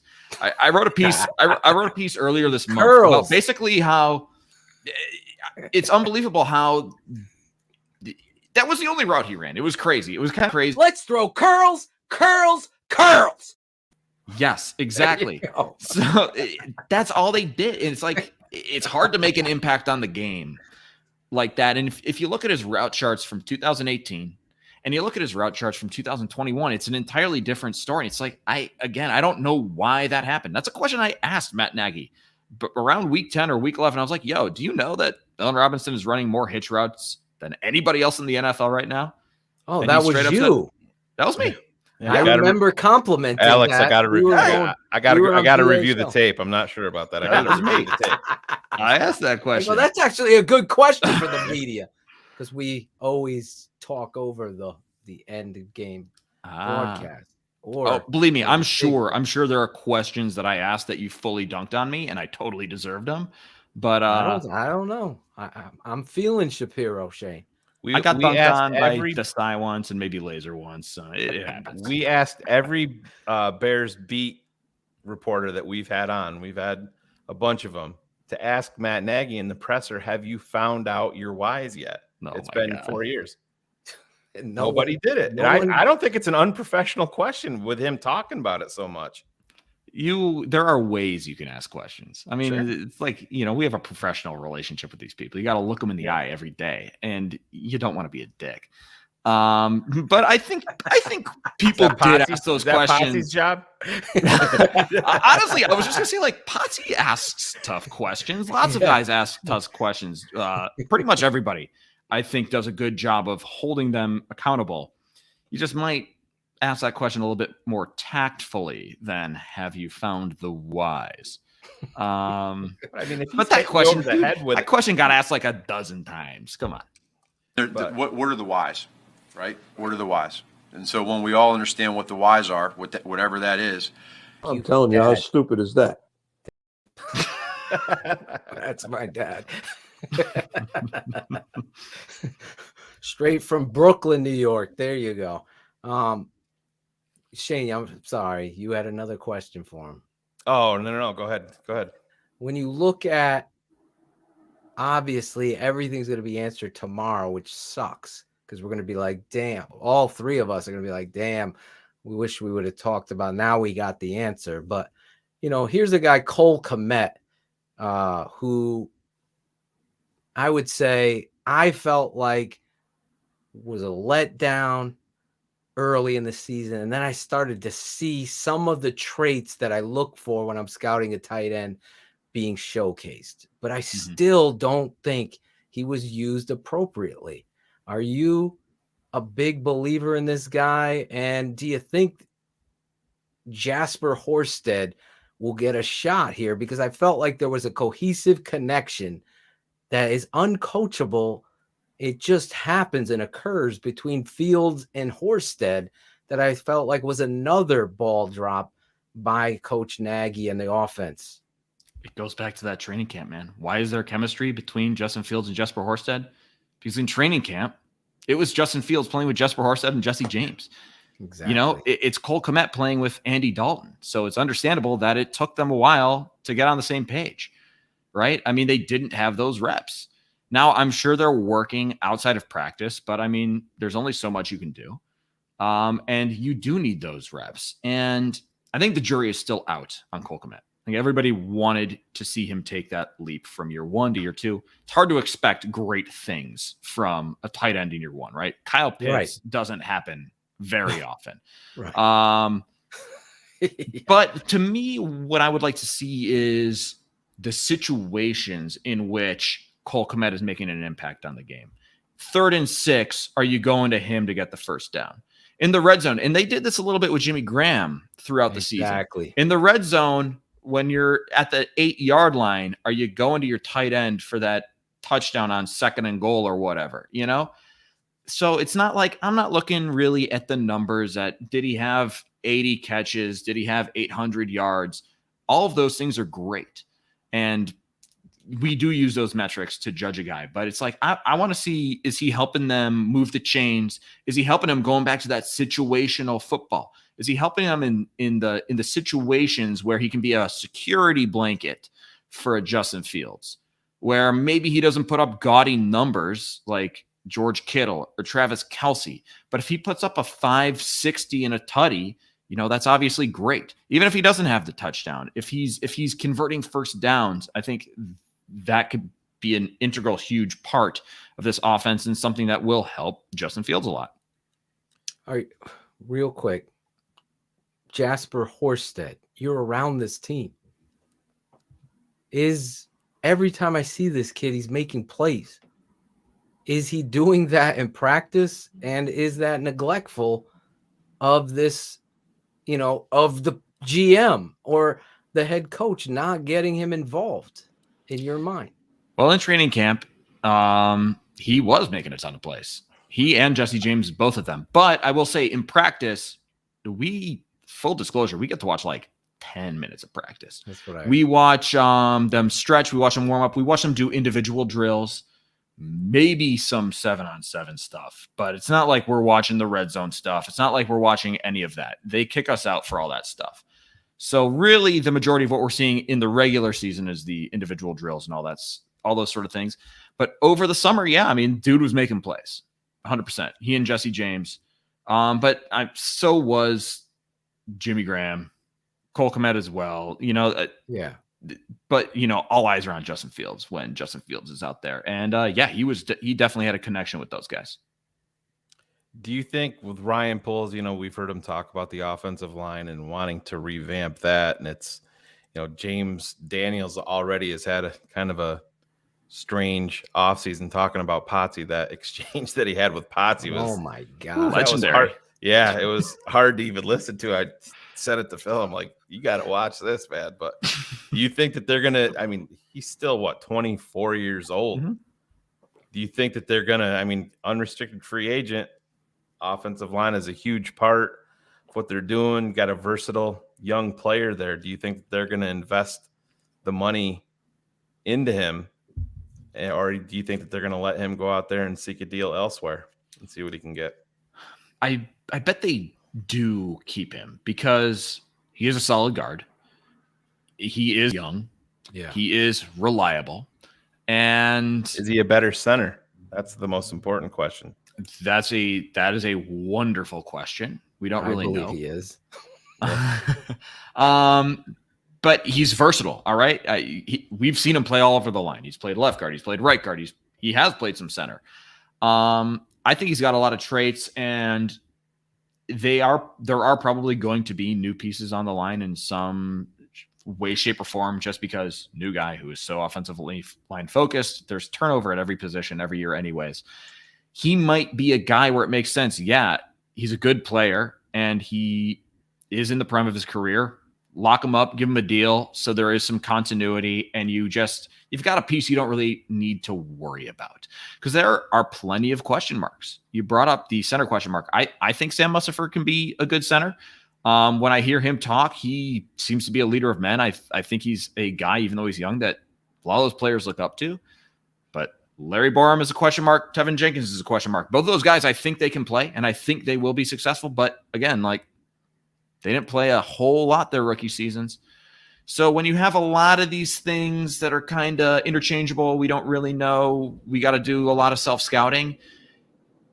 The reliability of just saying, hey, let's just plug James Daniels in there. We don't have to worry about James Daniels is enticing, and I think it makes some sense.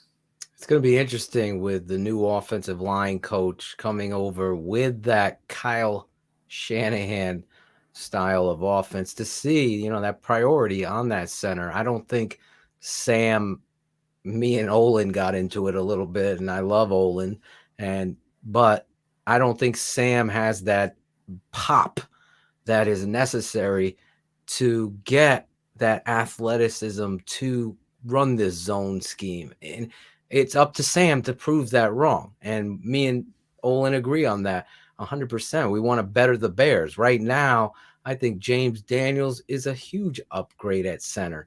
And if he can't call out the mic or the front, that's on the coach for not teaching him, because that was the label that he didn't have a voice. He didn't throw his voice. He did perfectly fine at Iowa, where they hold their offensive lineman to a standard at center. And when I scouted him, I was just, wow. But anyway. Apparently they didn't win enough games. Yeah. Oh, boy. Apparently we don't know what winning was. People in the chat are yeah, I mean, we know how to identify the mic, but he didn't know what winning was. To me, do you think that it just came back to he was realizing that he was an unrestricted free agent, and maybe there was a chance if he said the wrong thing, this was going to piss off the front office? I have no idea what that was. That was just it was definitely awkward. Like line in this. I don't know where Jackal, you're on the porcelain potty or whatever the heck. I'll try to find the James Daniels Mark Potash soundbite. So the fans. It's a long one, and it's a long one. It's uncomfortable, but it's worth the listen later in the show. But Alex, if you're looking at the offensive line, you brought up Mustipher and Jenkins and Borum. Who do you think is the biggest question mark among those three young offensive linemen? It's got to be Tevin Jenkins. Even just more because, so than Mustipher, really? Yeah, because I don't know if he's a left tackle or a right tackle. I don't. That's really what it boils down to. And also, we didn't watch him play that much. I will say, when he played, I thought he was good. There were no glaring whatevers. I think he has the right mentality. He has that grit. He has that nasty that we were talking about. But I just need to see more. That's just bottom line what it is. You're coming from a place where you haven't seen it yet. I mean, his college tape told me this guy's a dancing bear in the lines of Trent Williams, that kind of player. Trent Williams wasn't Trent Williams. He had to work at it. You got to work at your craft. I thought the Chicago Bears did the right thing and then fucked up by putting him out there right after surgery. Now he's playing slot receiver. I mean, these things just boggle my mind. But you're talking about the end of the season? Yeah, that's playing him at all in the end of the season. Yeah, I wanted to just redshirt him or put him as a backup, allow him the year to learn and come back and be healthy, get him that one. They did what they did. I thought once you've decided to put him out there, you keep him out there. They have nothing to win or gain, and they bench him for Peters. You follow me? And then that was a waste of reps. So you totally did it backwards in my mind, how they handled it. The Packer game, he was just thrust right off of being on IR for the whole year. So you can make the same argument with Jermaine Ifedi and Larry Borum. You can make the exact same argument.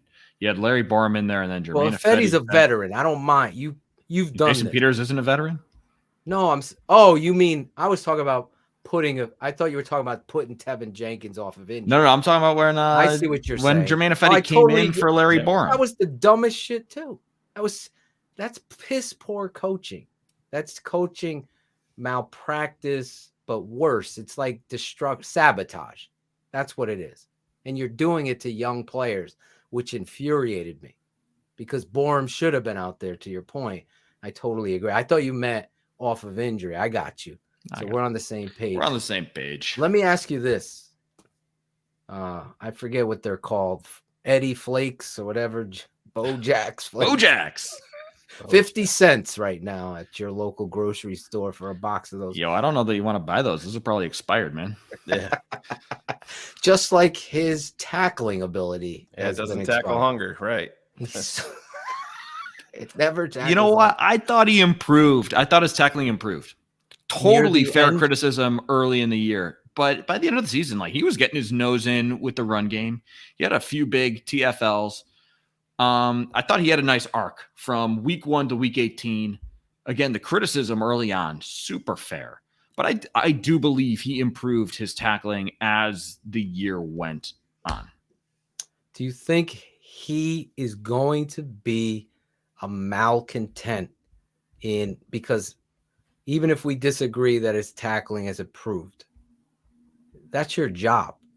This is a guy that's on tape saying anybody can fucking tackle. Don't worry about tackling. Get the ball. And then he's terrible at tackling. to your point, to start the season or whatever. That's not a professional. That's unprofessional, if anything. So is this guy going to be a malcontent with Eberflus, especially with the loafs and the hits and that kind? Or Get will your track shoes ready? You're around this guy, so do you think he'll transform and maybe turn it around? You know the player. We just see the guy on Instagram or whatever. I mean, you're watching all the same interviews. Clearly, you're watching all the press conferences, just like we are. Like, we're asking the questions, but you clearly watch those press conferences. But I do believe that he can buy in, and there was obviously that buy-in when Vic Fangio was there. I think there was buy-in with Sean Desai as well, because we did. I mean, we saw that change, and he might have, had a bit of an attitude when you ask him about tackling, because he's like, who are you? But when Sean Desai says something, I have a sneaky suspicion he listened, because at least me, I saw growth. I saw development in that regard. So I do believe, and I think he'll understand, because my understanding from, talking with all these people who knew Eberflus from the Colts is that he makes it very clear, like, this is the expectation. If you don't meet the expectation, you're not gonna play. So it's either like, get on board, and if it doesn't work, that's great. We will figure something out for you.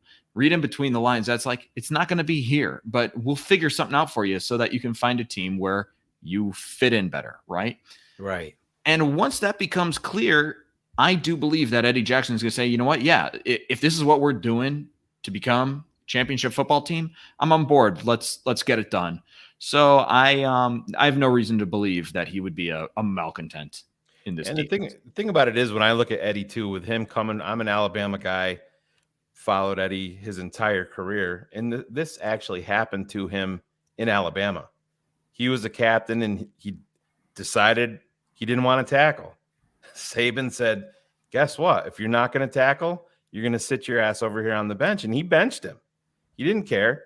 And Eddie came back and started to play better for it. And then he broke his leg and fell in the draft, and that whole thing happened. But I think where I'm looking forward to seeing how Eddie comes through with Eberflus is, a lot of these guys want to be coached hard in the NFL. They want to be held accountable. And I don't think that they got that here with Matt Nagy. I mean, come on, when it's your head coach is out there saying, oh, I had guys come to me in the exit meetings 2 years ago, and they said, hey, coach, we want to go over tape in front of the entire team and be held accountable. And he's like, I took that. And I'm like, how is this not happening? Should be anyway.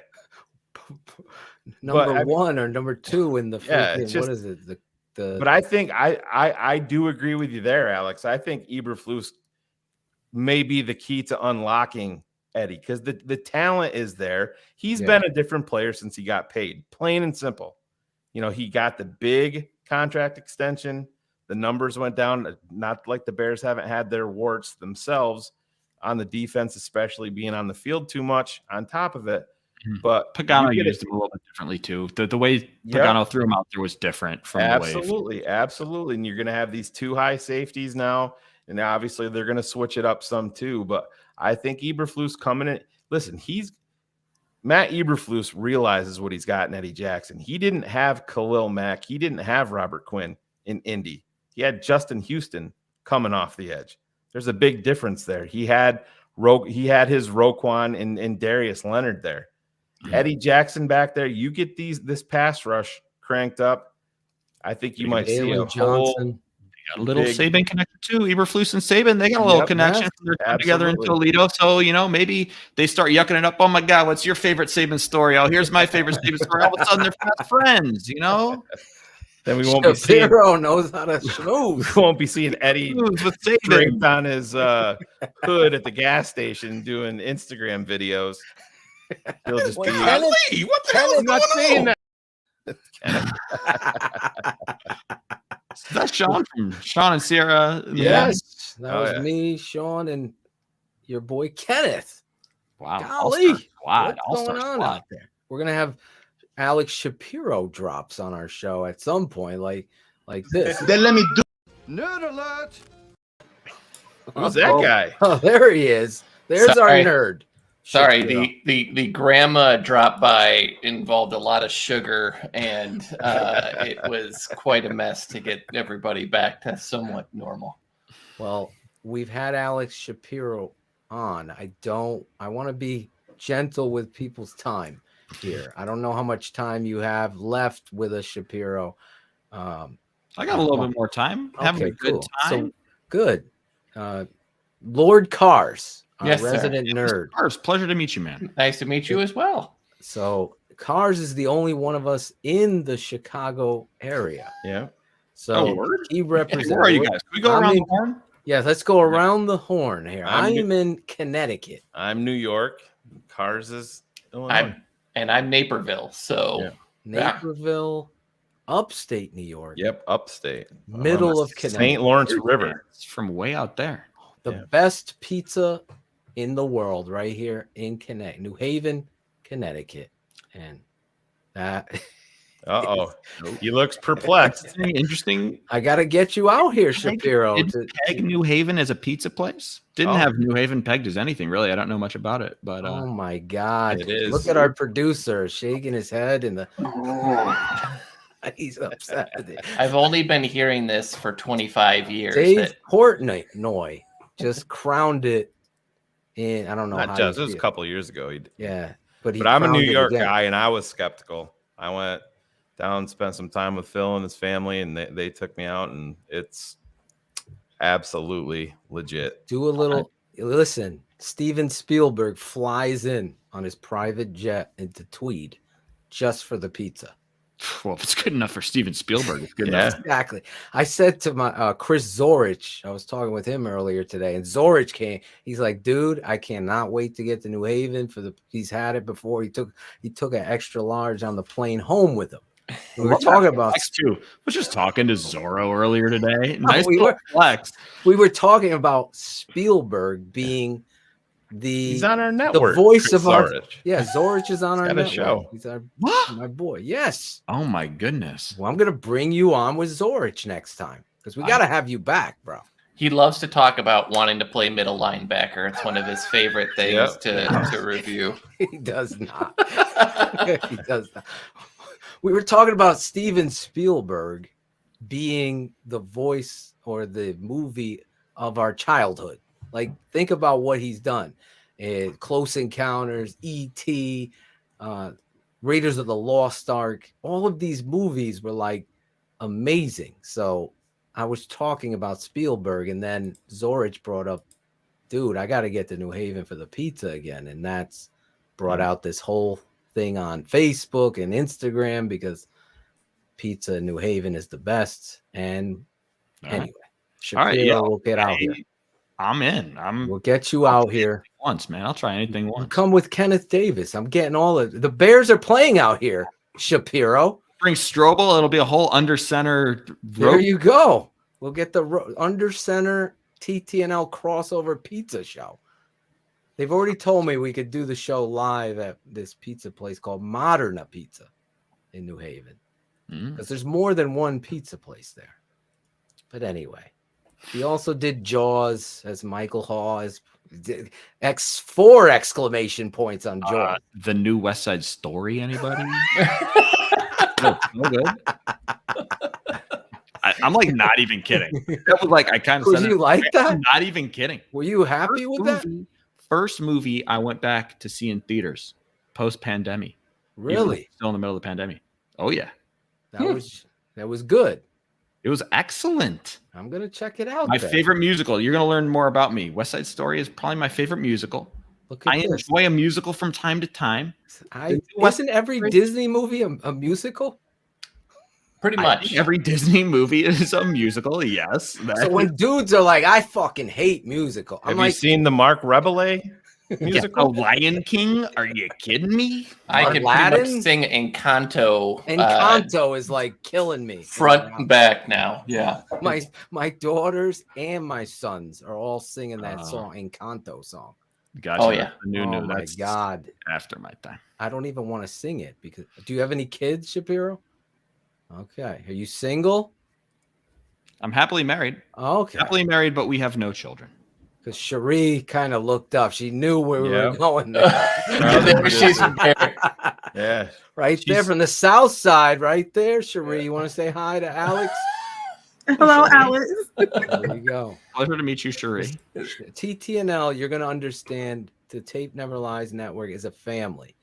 And I'm not kidding. Our fans travel. Kenneth will tell you. Our fans are tailgating before the show. There's almost 540 live listeners right now. And we appreciate you guys all joining in live here. And then introducing you to his first time on the show, Alex Shapiro, NBC Sports, Chicago. He's the guy that asks the good questions. We're going to make sure Alex continues to do that. That one time, at least. Well, yeah. What up, TTNL family? I'm learning so much. Thank you for having me as a part of the fam. I am feeling the love. I'm feeling the love for sure. We're going to give you one chore to do before you leave. But Lawrence chimed in. Poor Chris is going to kill it. I think Chris is watching tonight, too. Anyway, Cars. Yes, sir. You are here. We're on the cusp, the precipice, the cusp of hearing from these coordinators. Obviously, wish they had spoken today so all of us could be hammering home these points tonight. But, you know, I want to leave it up to you to ask Alex some of thoughts that you have. Obviously, we've all been step for step on a guy that I think the mic drop moments are, where is that? I wanted to give you the drop. This is the drop where Matt Eberflus, I think, is a mic drop moment. Quick question and a follow-up. Do you plan on calling the defense as a head coach, or do you envision kind of overlooking everything and handing those responsibilities off to your DC? Okay. Do you want to do the follow-up question now? Or? Well, sure. The follow-up is kind of unrelated, but I was curious last year when you prepped to play the Bears. I know some of the personnel is different, but when you went into that game, what types of things were you worried about when you were prepping? I think you held them to 11 points in that game. Yeah, so to answer your first question, I do believe that to be the head football coach and be efficient at that, you are exactly the head football coach. You know, so I can be involved in all aspects of the game. So the defensive coordinator that we hire will call the defensive plays. I will. There you go. I think that was our guy Adam Hogue. Our guy Adam Hogue with the question. Yes. NBC Chicago. Hi, Adam. We miss you. When are you coming back, Adam? He's been avoiding Adam's in LA. He's having a good time in LA. Oh, of course, but I'm sure he's watching. But I thought that was the great question, Adam. And we always praise. Yes, we beat up, we bully up on the bullshit. We'll call it out, but we do praise people that do a great job, like yourself. I'm not blowing smoke. That was a great question, and I think for all of us here at TTNL, that was the most important thing we wanted to hear from our new head coach, that he was going to be the CEO and leader of the ship and allow his coaches to do the dirty work, so to speak. And that, I think, was the mic drop moment, Cars. I think there was a confidence there, like he knew the answers. You know, we used to always make fun of these Matt Nagy, like, we're looking for this answer, we're looking for this, we're looking for that. And with him, it was always like, well, no, this is how I view it. This is how it's going to be. This is what I need to do. You know, it was certainly, I think what I'm looking forward to the most in seeing these guys is really longer term. You know, what are they going to see the evolution of this being, right? Like, this is going to be a retrain from day one to do something different. I heard you guys, as I came on, I heard you guys talking about Eddie, right? Like, how do we make our scheme, our guys fit our scheme? It seems like the biggest change is how are we going to make the scheme make best use of the guys that we have? That seems to be the biggest change, as well as significantly way more confidence up there. You know, like Potash throws at an old haymaker and doesn't stun him whatsoever. Or the question about, like, why didn't you expand the search, right? Given the opportunity to do a more expansive search, would you have done it? I was given the opportunity. I found him. Like, those were great moments because listen, it's super easy to get all wrapped up in this, but there's like a confidence in people. Like you've all seen it. There's a quiet confidence in people when they know what they're doing. They're just the way they present, and it just feels like a professional organization again instead of really vague generalities. So I guess my question for you is like, what would, yeah, I'm sorry. Where you go? The sugar cookie edible sugar. The sugar from the sugar Grandma's cookies. going edibles. What is she? So I guess my question for you is like, as we talk about the initial first pass, like how do we start to get from them, not necessarily like plans, but how do we start to poke at them to figure out like, this is the picture that we're trying to paint with these players. This is what we're trying to do. How do we try to get that information out of them early on enough to, they're never going to be like specifically Eddie's going to do this next week, but it's like, how do we get that kind of information from them to figure out, what the long-term goals for this is going to be? I mean, that's the name of the game, man. We try asking a question in so many ways. You approach it from different scenarios and you get kind of different answers based on the ways you ask different questions. And here's the thing, as you get familiar with somebody, you kind of learn the ways to ask those questions. And since they're so new, and I'm like kind of copping out, but I'm trying to be, kind of real with it. It's like, as you learn things about these players and the coaches and the GMs, you learn what's the best way for me to ask a question to get an answer. I personally never like kind of like the leading question where you kind of set up this scenario and you're like, oh, actually what I really meant was this, I don't know. It's something that I still, being one of the newer guys on the beat, that I still play around with, right? How am I going to ask? I have this thing that I want to get at. How do I want to ask it to get at it? We were talking about the curls thing for a while. I mean, that's something that I played with for a few days. How am I going to ask this curls question? And you just kind of feel it out. And again, like we've only spoken to Matt Eberflus and Ryan Poles once. So, and a lot of that introductory stuff is the introductory stuff, right? I mean, an introductory press conference is always going to be an introductory press conference. They're all essentially going to say the same things. As we talk to these guys more and more, I think what we'll also notice is, what are the patterns? What are the things that they continue going to? What are the themes that we hear over and over and over? With Ryan Pace and Matt Nagy, I got to think about it because like they're both Ryan and Matt. With Ryan Pace and Matt Nagy, you heard so much about them being in lockstep and collaboration and this, that, and the other thing. And already it kind of like dinged for me when Poles is talking about, oh, I want open conversation, candid conversations. I don't mind being challenged on ideas. So it's like, oh, okay, that's a little bit of a difference. Maybe we can explore that. One of the questions that we did ask was about accountability. And that's something that I think we're going to follow up on. Hey, you talk about accountability. What does accountability look like to you? What does it mean to you when you're saying we're going to be accountable with a player? So things of that nature where we have these ideas and we heard all of these things and you kind of digest them in the intro. And then, okay, where do we go from here? What do these things mean to you?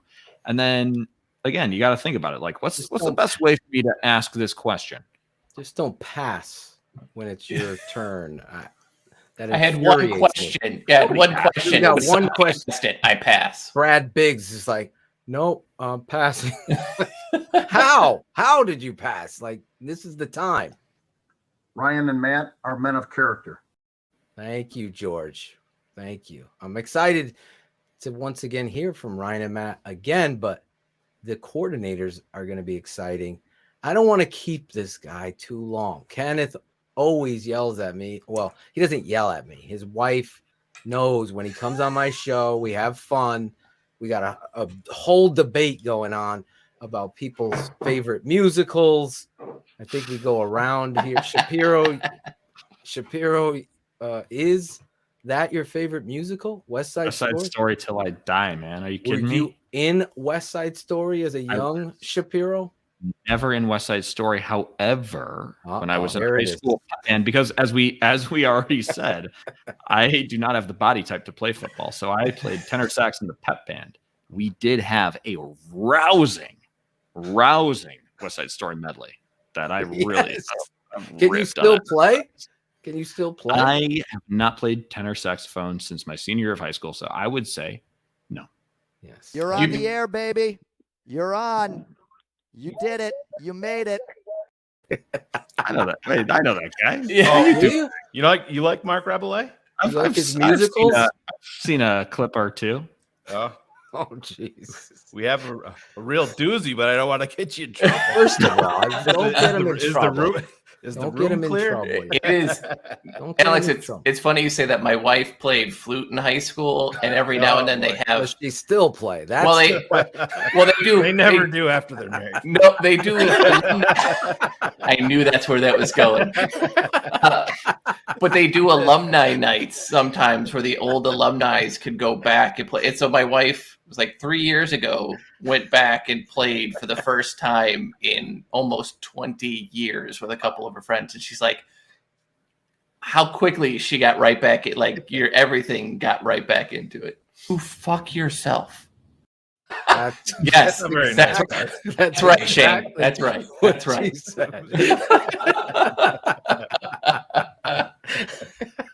Oh my God. Listen, one quick favor before we let you go. We ask all newbies on the network. Now you're family. I'm going to hope I don't do Twitter.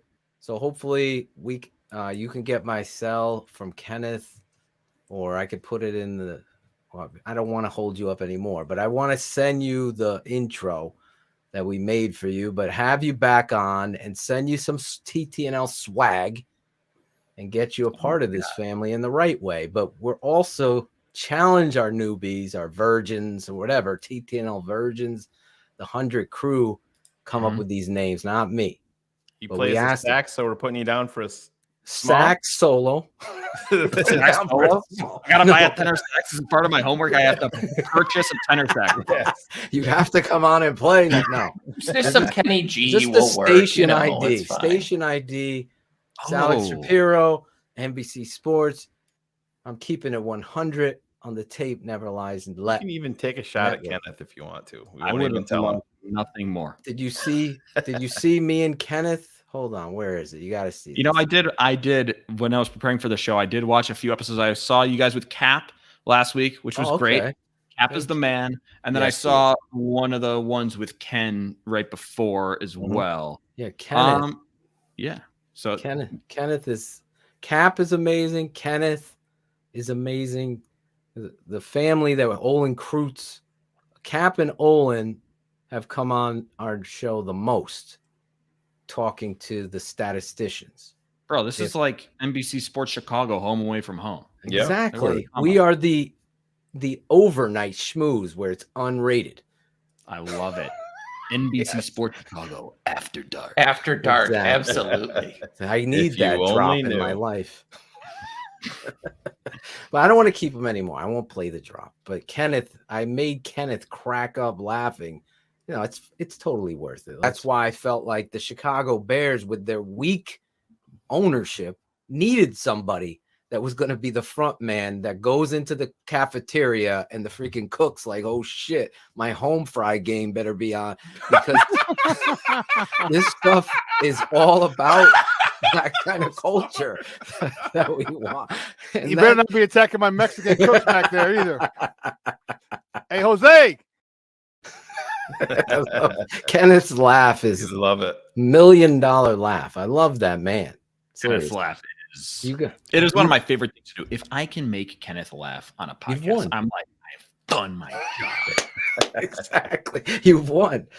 Listen, he's Alex Shapiro of NBC Sports. I'm going to get him to do the station ID, but follow him right there on Twitter at Alex Shapiro NBCS. That S as in Sam at the end. If you're listening on the podcast, it's Alex Shapiro. Gotta love him. Follow him. Let him know you found him here on TTNL. Keep it at 100. The tape never lies. That work. Here he is, Alex, do you want the script or you got it in your head? The Tape Never Lies Network, Keeping It 100. Those are the two wherever you want to place them. The Tape, because it's 2 T's. The Tape. Yeah. Never Lies Network. Keeping It 100. The Yep. show, not a musical. Exactly. He did the Hunt. I like the Kyle Hunt. Long style. What is it? Is it Keeping It 100? So you could say 100. 100. Keeping it 100. However Keeping you it a say hundo? Hundo. No hundos. No hundos? What? Shane's Let's a see. big fan of Hundo. Give me some notes. I'll give it a whirl. Give me some notes. Let me know if this suffices for you. Do you want a countdown? I'll count it down. How about that? There you go. This is the true pro reporter package stuff, giving their own 3, 2, 1. 3, 2, 1. Hi, everybody. I'm Alex Shapiro of NBC Sports Chicago, and you are listening to the Tape Never Lies Network, Keeping It 100. One Perfect. take Shapiro. That nailed it. Akeem Hicks, as the story is told, it took him 11 takes. Chris Zorich, 9 takes. 9 takes for Chris. Chris Was that had the to one take with notes? Remember? Was that the one with Kyle where they were way out of control? Yes. Yeah. Yeah. Him and Kyle came on together. That was a good one. TTNL. Here's the blooper. Here's the blooper reel. I said, hey, oh, baby, oh, bring that. Oh, wrong one. I'm sorry. That's for the after dark one. That's the after. That's the after. Hey, Alex Shapiro, thank you seriously so much. Thank you. Good stuff. Coming on the show. right. You never know when you get a guest how they're gonna vibe, how they're gonna. But Kenneth told me, great dude that you are, and truly he was, and David Kaplan both spoke well on your behalf. So thank you honestly for giving us your time and coming on here, having a lot of fun and breaking down the Chicago Bears. We got to get you back on now, and please, or Shayne could give you my cell, and I'll send you out some swag. Because from Twitter, because I don't do Twitter. But thank you so much, bro. No, I really appreciate you guys having me. This was a ton of fun. I had a great time. You guys are great. I would love to come back. So thank you all for having me. It's blessed. Thank you. Absolutely. Alex Shapiro, saxophonist. Tenor sax. Tenor sax. And Get West that right. Side Story fan. Real quick before he goes, Cars, do you have a favorite musical? Oh, my wife will make me sleep on the couch for the rest of my life if I don't say Hamilton. It is required, although to be honest, Book of Mormon is my favorite.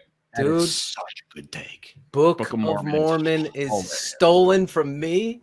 That is my favorite musical as well. I took my wife there for Valentine's Day 2 years ago. I got to shout out Jim Larison. Have you seen the new Aaron Rodgers commercial, Alex? Real quick before you leave. I don't think I have. Newest invention here is called the Cobb Quickie. Hands down the easiest way to butter your corn on the cob on a hot summer day. Simply grab yourself a fresh stick of butter and using our patent-pending firm grip design, place the butter directly onto the center spikes. Then simply go to town buttering your corn on the cob from top to bottom. No matter what your technique is, get the job done this summer when you use the Cobb Quickie. That's really something. That's really quite a device. The weird part is that guy, like, if it's after dark and your eyes are kind of closed from sleep, it does kind of look like Aaron Rodgers. Oh, it does. I also know that guy. That guy's all over Reddit. The guy who makes stupid things that don't need to be said.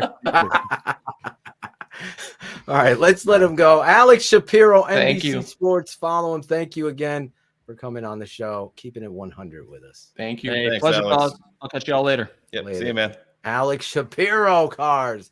Oh my God. Every time you never know. Oh, Matt motherfucking Ice loves Sweeney Todd. I went and saw Sweeney Todd, 1992, down on Broadway. I remember I went and saw Wicked, and I'm a Sox fan, and I was literally there for game. We bought tickets way in advance, and I was there for Game 2 of the World Series, and I had to sit there on my BlackBerry Pearl. So that tells you again how long ago it is. BlackBerry. Totally trying to get score updates during the middle of the game, but that was another good one. All right, nobody likes Braggs. Yes, that is my favorite drop. Braggs did star in a musical, right, Shayne? Yeah. Barb told us that he played a role in Oklahoma. Yeah. The musical Oklahoma. Was he the tumbleweed And getting then trampled? he took part in the Oklahoma drill in high school. And then he quit. And he quit. He quit 15 minutes later. Football forever. He did quit. But we do have some of that audio. Did you want to play it a little bit of Jackal's doing shit tonight? Oh yeah. This is we're talking about James Daniels. The back and forth with Potsy where it gets a little bit uncomfortable, but yeah, we'll go ahead and play it here. Here, this is courtesy of The Score. This one makes me so uncomfortable. I'm not gonna lie, because it's like he's trying to play defense, but I can't hear it. Is it? No, it's not. Maybe greatest. Let's build there up it is. to it, gentlemen. All right. And yeah, here we go. Sit back and enjoy James Daniels. This And is my he guy, Mark begins Grody, with, setting it up. talking about the news of the day, or at least we thought it was the news of the day on Ryan Pace and Matt Nagy being fired. Yeah, James, just what was your reaction to the news and how would you describe your mood and the team's mood after you found out about it? What news are you talking about? It gets worse. GM being fired, about Matt and Ryan.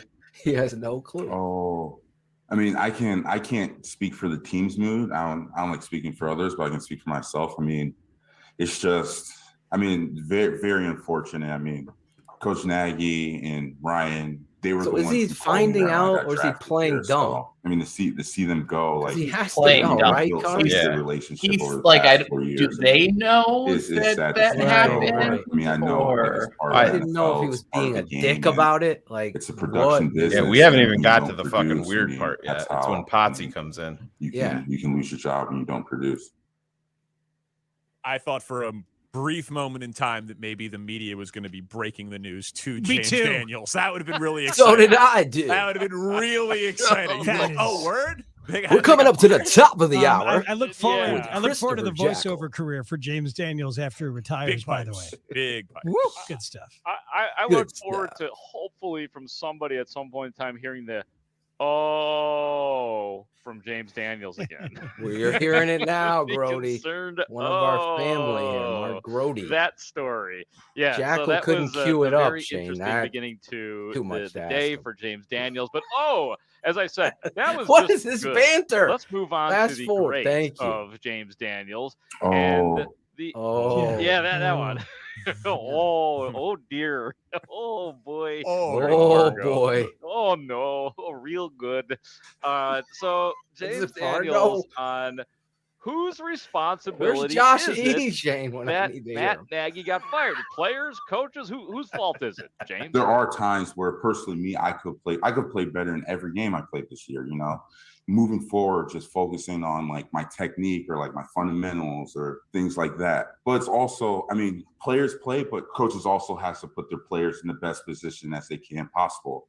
Like, for example, like I'm watching a game Taking and a shot here at I'm Nagy. seeing the highest paid left tackle in the NFL get chips, multiple chips, not just one chip, just multiple chips versus an undrafted free agent rookie rushing, And I'm seeing 38, 39-year-old Jason Peters, he's a great player, but he's blocking with no chips. He's blocking one of the best pass rushers to ever play in the NFL. Calling out one-on-one, Matt Nagy constantly on the road. It's You just think he's situations doing like that where while they're going I out to think eat pizza coaches and could bowl have helped on a Friday coaches night could have helped the before a game? players Yeah.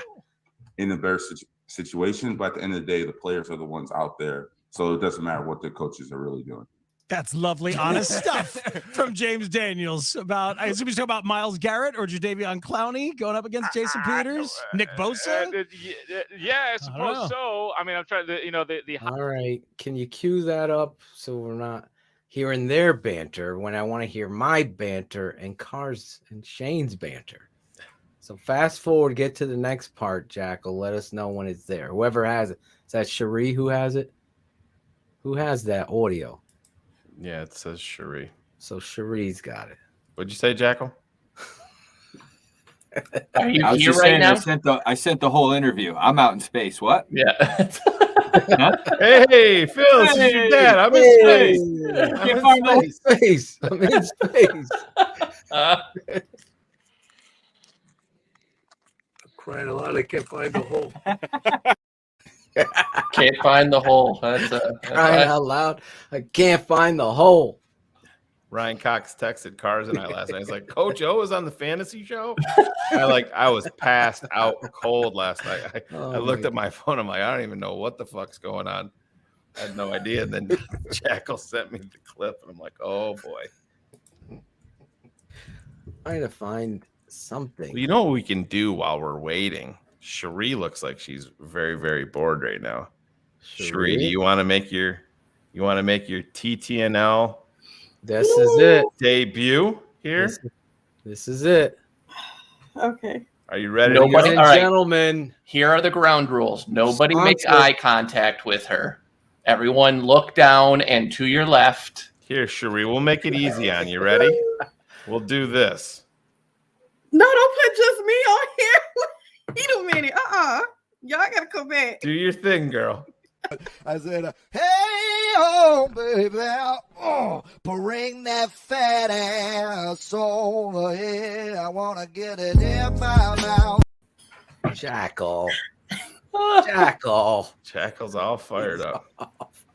So Y'all Cherie, want to read after that. Cherie, we have a sponsor. A word from our sponsor. Manscaped. You got this? I got it. I'm ready. All right. do your thing. Go ahead. Do it in the sexy voice, Cherie. Come Okay, I'm on, gonna lady take bear. Shayne off. All right, you ready? Heidi's throne is cheering for you. You ready? You're on Here the you go. air, baby. You're on. You did it. You made it. Cherie.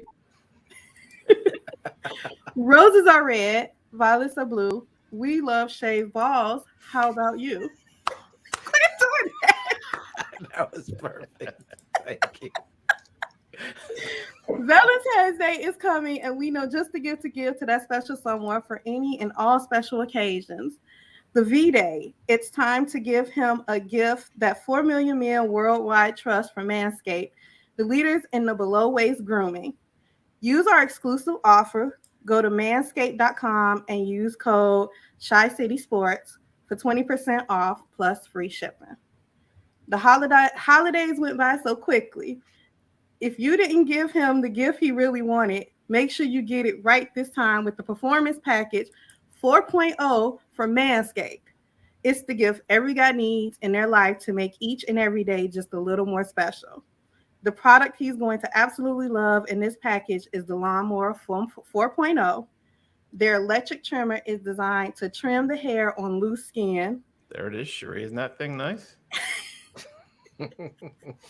I am so proud of you right now, lady bear. You're reading the commercial. Listen, you're selling a product. It's Shayne interrupting me. Yeah, stop interrupting. Back And to the get scene. this. The trimmer's advanced skin-safe technology reduces cuts and nicks on his delicate balls. It even has a 4000K LED spotlight so he can shave anywhere your heart desires. Damn straight. That's for the ladies. Okay. Did I mention that it's waterproof too? Now he can shave anything and everything in the shower so you can say goodbye to any left behind hair in the sink. That's I can only imagine the smells coming out of that thing, but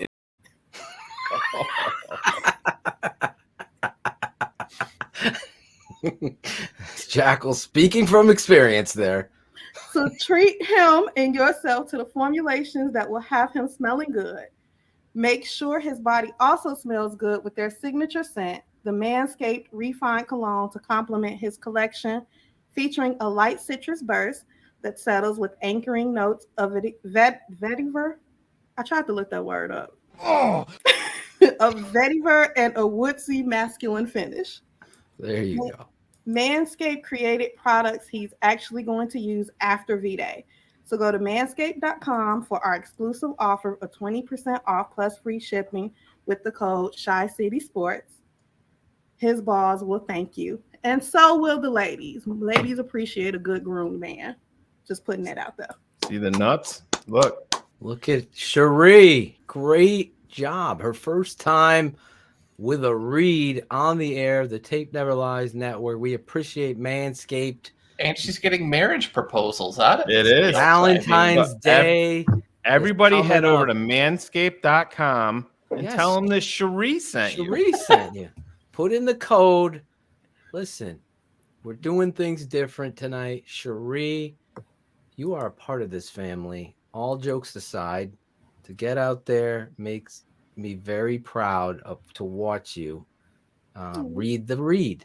It's not easy, especially the for me and Shayne to do. It's a long read, but the subject matter is funny. Should have seen Cherie's face light up when I said her that. She's like, "What the fuck? How long is this? How long is this?" That was her exact quote. Speaking of That how is what she long said. this is, how long are you going to be betting or waiting to bet on the Super Bowl? How about that? Life is back on, sports bettors, and we have another sponsor, BetUS. That's betus.com. They have you covered with the NBA, the NHL, college basketball, UFC, PGA, and yes, the Super Bowl. Betting lines are up. They're 27 years in service of live betting on all of it. Prop bets, everything you could think of. And we're going to give you a special offer here at TTNL. Go to betus.com or call the 1-800 number, 1-800-792-3887. That's 1-800-79-BET-US. BetUS for 125% bonus with the promo code ShyCity125 or a 200% bonus. You want to get freaky? Go 200. ShyCity 200. I'm going to give you 200% more of what you put in for the Super Bowl. It's Sunday. Customer service pros are ready to get you on the phone or social, and online sports betting kickoff starts right now. Get in there, make your bets. Let them know TTNL and Shy City sent you. Play with the proven mainstay in the industry, BetUS. You bet, you win, you get paid. It's betus.com. There you go, BetUS. Thank you. But I've been practicing. My Jersey Boys was good. Laz, I went to see Jersey Boy. I gotta keep it 100. That was an impressive musical on Broadway. Yes, we went back there. But BetUS, smash the like button, as Jackal would say. We have over 500 of you in listening live. Hey, smash the like button. What are we doing? We were only at 300 and Cherie started doing her read and the fucking numbers shot up 150 just like that. You get squeaky balls, people show up, man. Yes. Squeaky clean. I see some people buying some swag, by the way, guys. Yeah. We've been seeing people buy swag. You want to get over there? 20%. We're still doing it. We're keeping this Christmas spirit all the way to Valentine's Day. Use the promo code BHL20. Get some swag. I saw my boy Alan had some stats, stats are for losers swag like that. Rocking that hoodie. Got polls. I saw my guy Matt Beyer. Yeah. Matt Beyer rocking the got polls. We're going to be getting more stuff up there. Alex Acevedo working the swag routes. This dude's got some swag on. Smoke weed every day.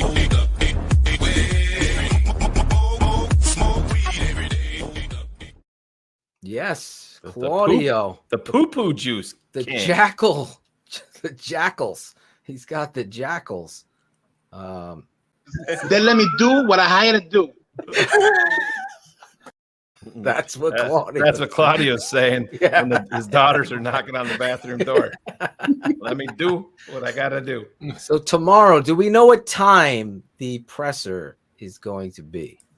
Yes. I posted it on Patreon for our patrons, and you can take it over from there, Phil. You got to sign up. If you're not a patron, the tapeneverlies.com. We gave you a special free view of two of our shows, X's with the O's. That is a coach's clinic every Saturday, as well as Draft Mob. Draft Mob coming back here to the TTNL network Nobody covered the draft in the Chicago Bears like we did. We started and kicked it all off for everybody out there. Break it down. Jenkins, Justin Fields, the quarterbacks. Who talked about Davis Mills? We did. We were prepared. We had Davis Mills over the Wilson in New York. This is a true story. Tape never lies.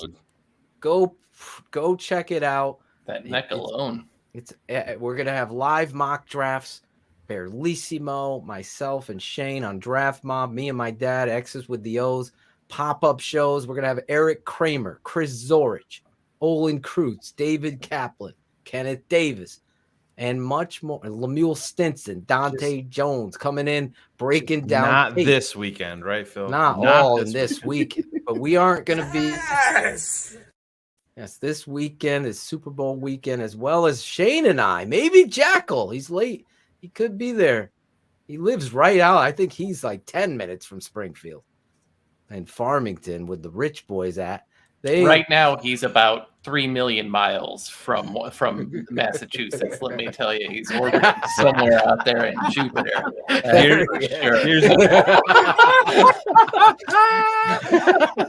You ain't lying, son. Here's a little update, Phil, before we forget. Yes. All 3 new Bears coordinators will meet with the media. All of these times are central that I'm going to be reading. Thursday via Zoom. Up first, DC Allen Williams at 11:15 a.m. Central Time. Special teams coordinator Richard Hightower follows him up at 11:45 a.m. And then OC Luke Getsy. There you the go. Best for last at 12. You go and save the best. And make no mistakes about that. He's going last because they're going to expect the most amount of time with him. Yep. That was so they smart. Have set that up right. The media department being smart. I don't know. We have a clip of them talking about Getsy, and then we'll go to shout outs. Is that cool? Yeah. Okay. Matt, Kevin Fishbane from The Athletic. I'm wondering when Luke Getsy first kind of got on your radar, and what were some of the qualities that led you to bring him in as your offensive coordinator? Yeah, so, during the course of your time in the NFL, you 13, 14 years now in the league, you look at certain offenses, you look at certain styles, and you look at the tree of which certain people come from. And then you look and see how they operate. I'm big into metrics and raising, and measuring how people operate in terms of their efficiency. And they have certainly been that where he's been. And then you look at different things. Then you start calling around and asking about the man, and that's where Luke is special. He's special that way. He's tough, innovative, smart, okay, and works well with team. He's a big team guy. So I'm excited about where he is. And he's been on my radar for a while. Obviously we go through the process of looking at everybody and interviewing, a lot of guys, and talking to a lot of people about making this big decision. There you go. Speaking about the man, Getsy. I'm intrigued by him and a couple of the other guys because of the way they've sprinkled their, Getsy having done offensive line and wide receiver, and the way that Janako has done some O-line and wide receiver, right, and in quarterbacks. And so the way that these guys have kind of sprinkled in multiple different looks and different positions, again, I have no idea how that's going to go, but I'm really intrigued by the fact that that's how they've gone out and built this offensive staff. So there's room for hope there. Yeah, and one of the things too, I think that they're doing, Cars, you and I talked about it a little bit. It's only if this offense shows signs of life and Justin Fields takes that next step, Getsy's one and done in Chicago, very, very likely. At the most, you get 2 years. I think he's 2, yeah. Yeah, but even then, it seems like they have a guy in place behind him, and that just has not been the 2, because it's right. Tyke and Janako are probably the next 2 in line. Yep. Tyke is an amazing upgrade to Mike Furry. Emery Hunt called him the best wide receiver coach in pro football. Really? Yes. Yes, he did. High praise.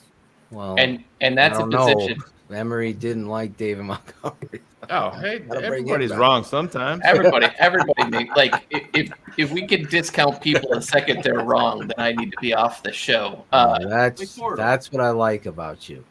But You're it's right.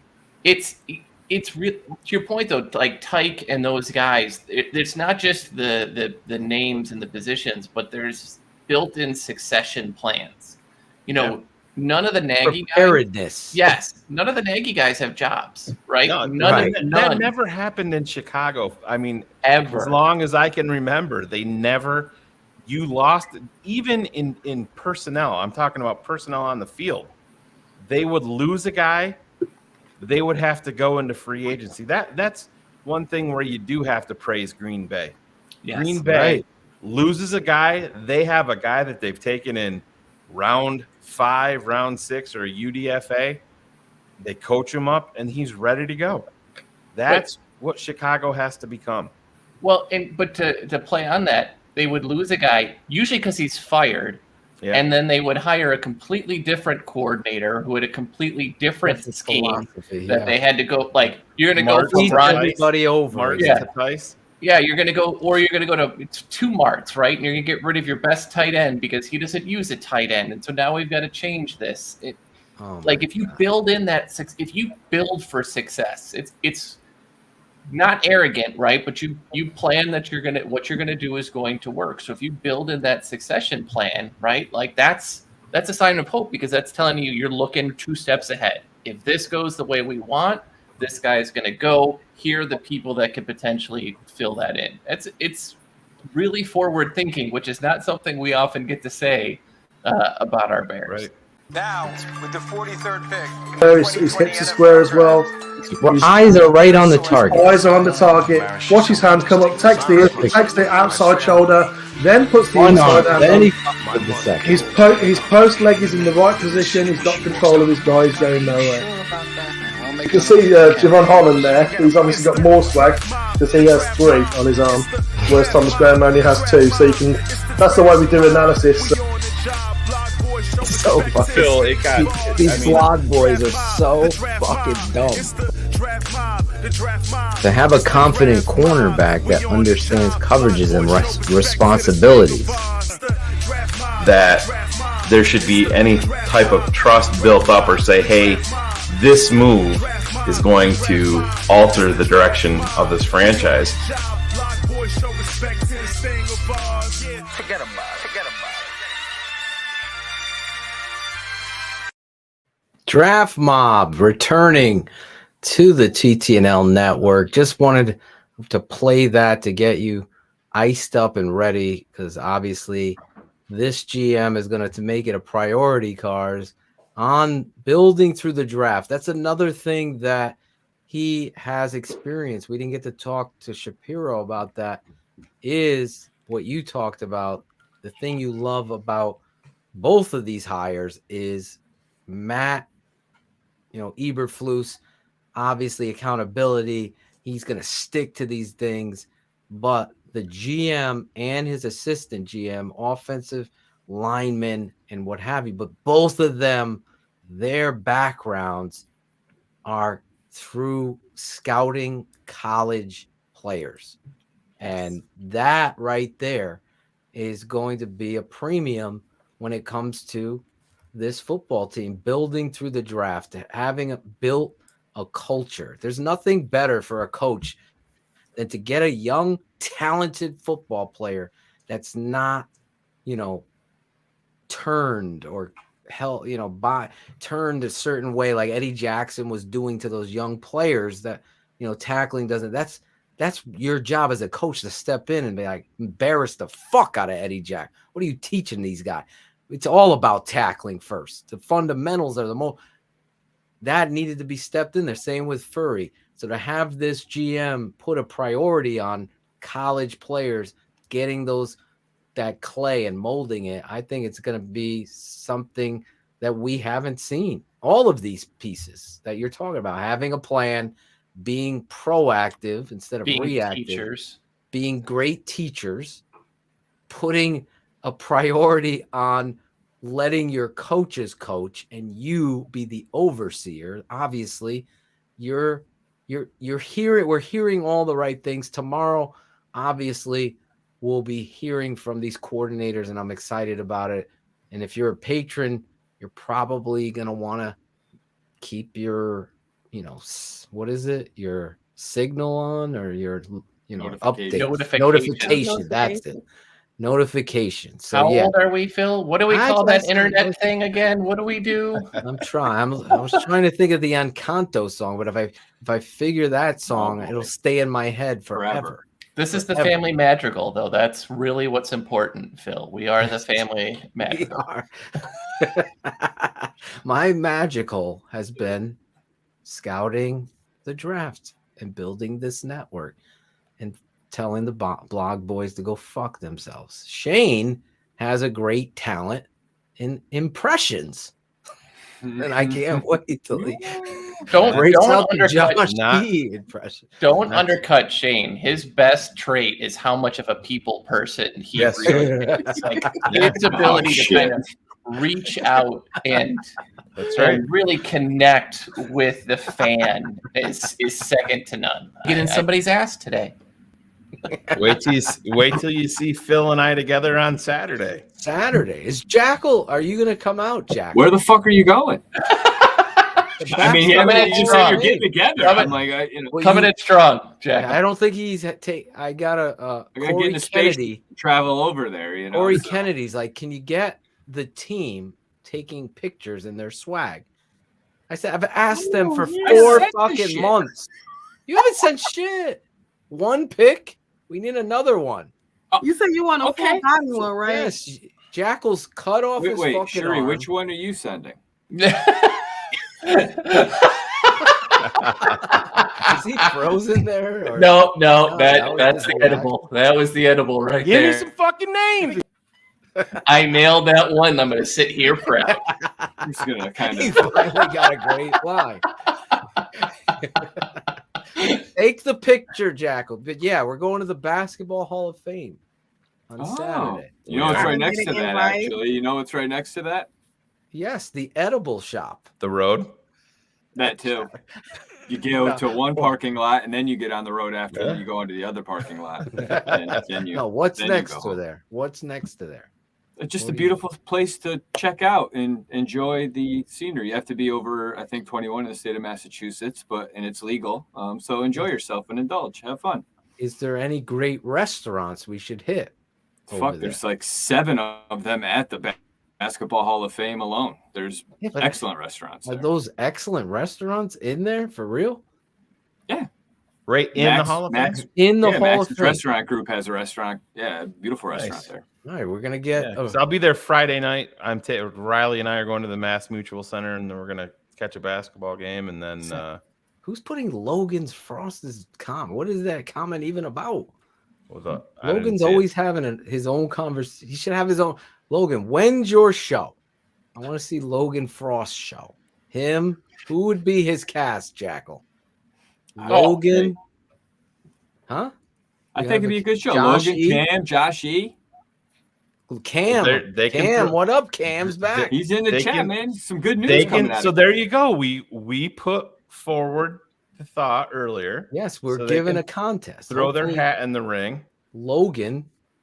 You guys can come up with his own show in the chat. He might. God, if you put bullets on that show, I'm watching hands down. Because if I think Shayne can connect with people, like bullets to me is really like the beloved dictator type.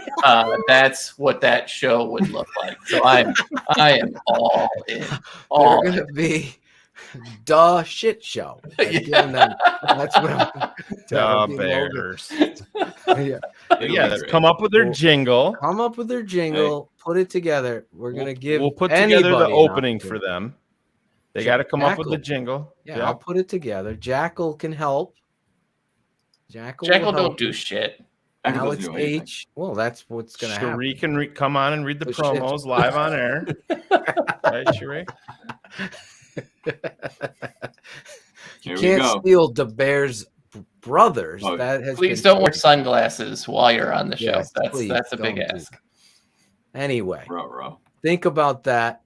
We're going to be excited. Yes, become a patron. The Tape Never Lies Network patron. It's www.thetapeneverlies.com. We're pushing to get to 1,000. Really want to get there.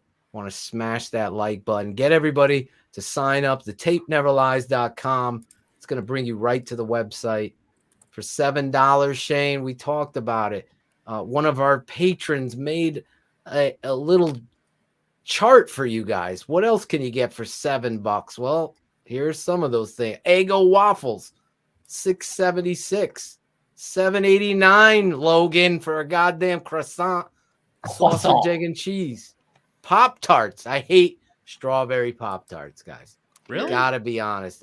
The cinnamon How do you one. hate strawberry Pop-Tarts? It's so fucking sweet. Oh, yeah, but I'm just saying as a Way kid, too you didn't sweet. Yeah, as an adult, I get it. I haven't had a Pop-Tart I in hated forever. them when I was a kid, too. It was really? overly sweet. What are those other ones? Strudel, whatever. Did you just sucked on Toaster the toaster strudel. Toaster strudel, Yeah, yes. there you go. Wait, so but something that you cover in sugary frosting isn't too sweet? Yes. Yeah. All right. It went I will over the say. sweet marker. Okay. S'mores Pop-Tarts are banging. S'mores Pop, that's like a secondary. But the cinnamon one, I can eat Glass of milk toasted and or some cold. trees. What? Nutrigrain. Josh E. I know he's been having. Guys, I know I'm getting Jackal's Nutrigrain. not having any trouble shitting. So No, I am having trouble shitting. That's the fucking problem, Phil. Holy shit. There you go. Those are the things you could buy those once, as my boy said. You go through fucking Starbucks one time with your wife, you've paid for 3 months. Go do it. Sign up. It'll be the best thing you've done in a long time. I can promise. And if you don't like it, you could just cancel. But we want to get you in there, and we got a lot of surprises and things to look forward to. The Tape Never Lies. Jackal did it. I was just going to criticize him for no banner Look at him while I'm smiling. talking Look at him about this guy. Great. Great That's the best job. work you've ever done, Jack. Did I it. didn't He even really do it. did That's it. I the was best part. just about to fucking hammer his It was ass. Cherie, right, Cherie?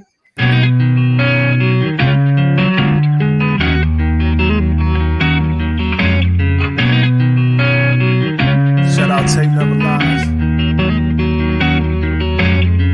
Shout out. I know you hear me, baby. Shout out. I know you see me, baby. Shout out. We gotta holler at you. Keep it 100 crew. Gotta show love too. Shout out. I know you hear me, baby.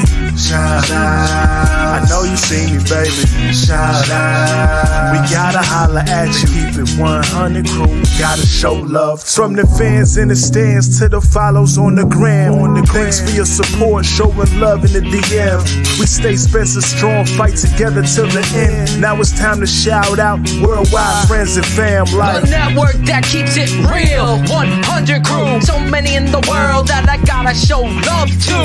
For some this part signal show is at its end, but for me it's so important to thank the charter members and the fans. Built the network, speak the truth through the tape. Never run around the truth, no narratives we create. Set them straight, no bubble screen on 4th and 8. Audio Shayne getting nervous cause keeping them up too late. That's it, no more to say that get the shot of vital. But hurry up cause the postman's getting homicidal. shout out. I know you hear me, baby. Shout out. I know you see me, baby. Shout out. We gotta holler at you. Keep it 100 crew. Gotta show love too. Shout out. I know you hear me, baby. Shout out. I know you see me, baby. Shout out. We gotta holler at you. Keep it 100 crew. Gotta show love too. The network that keeps it real. Spencer strong.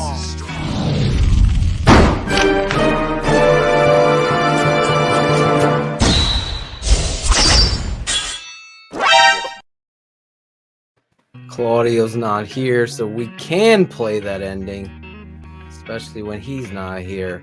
Who? Claudio. Who? Claudio. That would have been a good romp. The poop juice. Hey, cut it out. What are you talking about? Yeah, you must have been at the top of your fucking. Then let me do what I hired to do. And now He's doing what he's got to do tonight.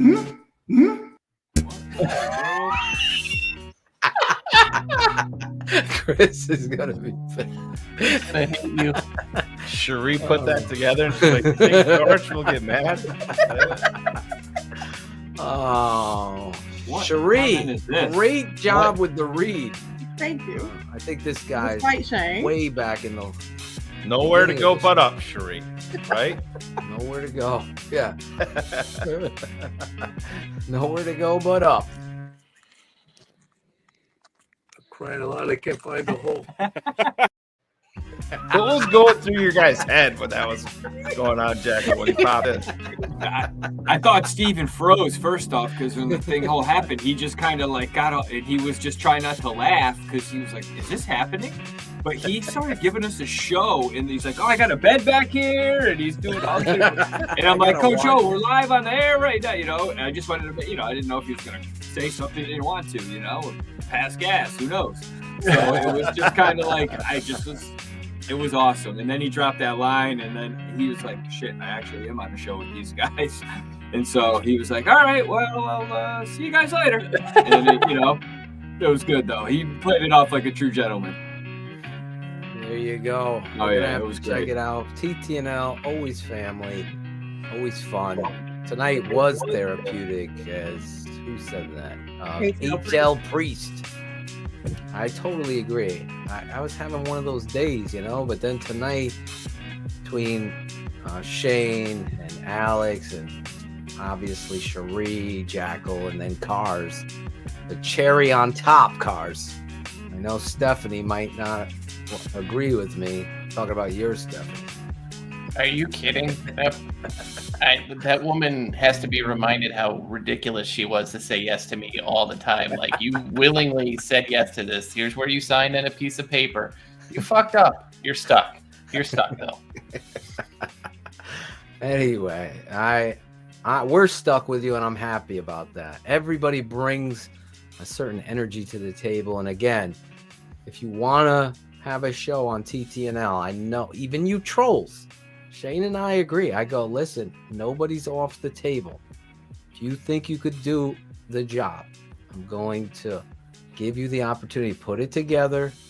We'll be giving you more clarity of that as we go forward. The new show on TTNL, the fan show, whatever you're going to name it, we'll talk about it. But anyway. Yeah, it might even be one and done. It fucking sucks. Yeah, if it sucks, it's no pressure, though. That's what I want to keep hammering. Fully expect it to, but no pressure. You never know. Someone walks through that door with that. Can't wait to make my YouTube sax. comment. I love you guys, but your show fucking sucks. It's terrible. Oh, you're a pussy. Oh, you're being Factor One called me a blad ass or something in the chat room. That's just hey, bring it.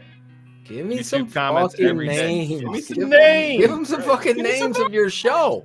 That would be a great Give show. me some fucking names. Give this kid 2 fucking games. Give me some fucking names. Exactly. We are Shayne rebuilding looking like Brad. all of our drops. Looking like bad Brad. Forget it. Never mind. I'm done. Done. Oh, Forget boy. it. Moving on. Moving No, we're moving on. How We're many moving on. milligrams up today, Junior? I can't. Mouth has decided it's not going to work anymore. All right, nobody likes brag. They're not connected anymore, brain and mouth. Just No, not anymore. No. Well done. Well, I'm almost at least we're not starting with you with the shout out. Cherie, she read the read. Now I'm going to give you another chance. Next week, we're going to have former Bears fullback Jason McKee on the show. He'll be able to talk about these coordinators. He's a high school football head coach, getting that experience. What is it? Mount Carmel High School in Chicago. He's a head football coach there. Now he's going to jump on the show, talk about the Bears, what he thinks. We're also going to have what's his name? Bear Down Cuz. Bear Down Cuz is going to jump on the show from Instagram. He's going to jump on with us. I've never had the pleasure of meeting him, so I'm excited. So we'll have 2 guests next week. talking about these coordinators and everything that's going on with the Chicago Bears, as well as what we're going to talk about in our shout outs, Super Bowl predictions to end the show. So after you shout out, give us your Super Bowl prediction. Cherie, though. Whoa. Let's go. You did the read. Next week, I want to see you do the read again. Okay. I thought you were All gonna right. say. Give you some practice. Cars is going to get an edible. He'll be right back.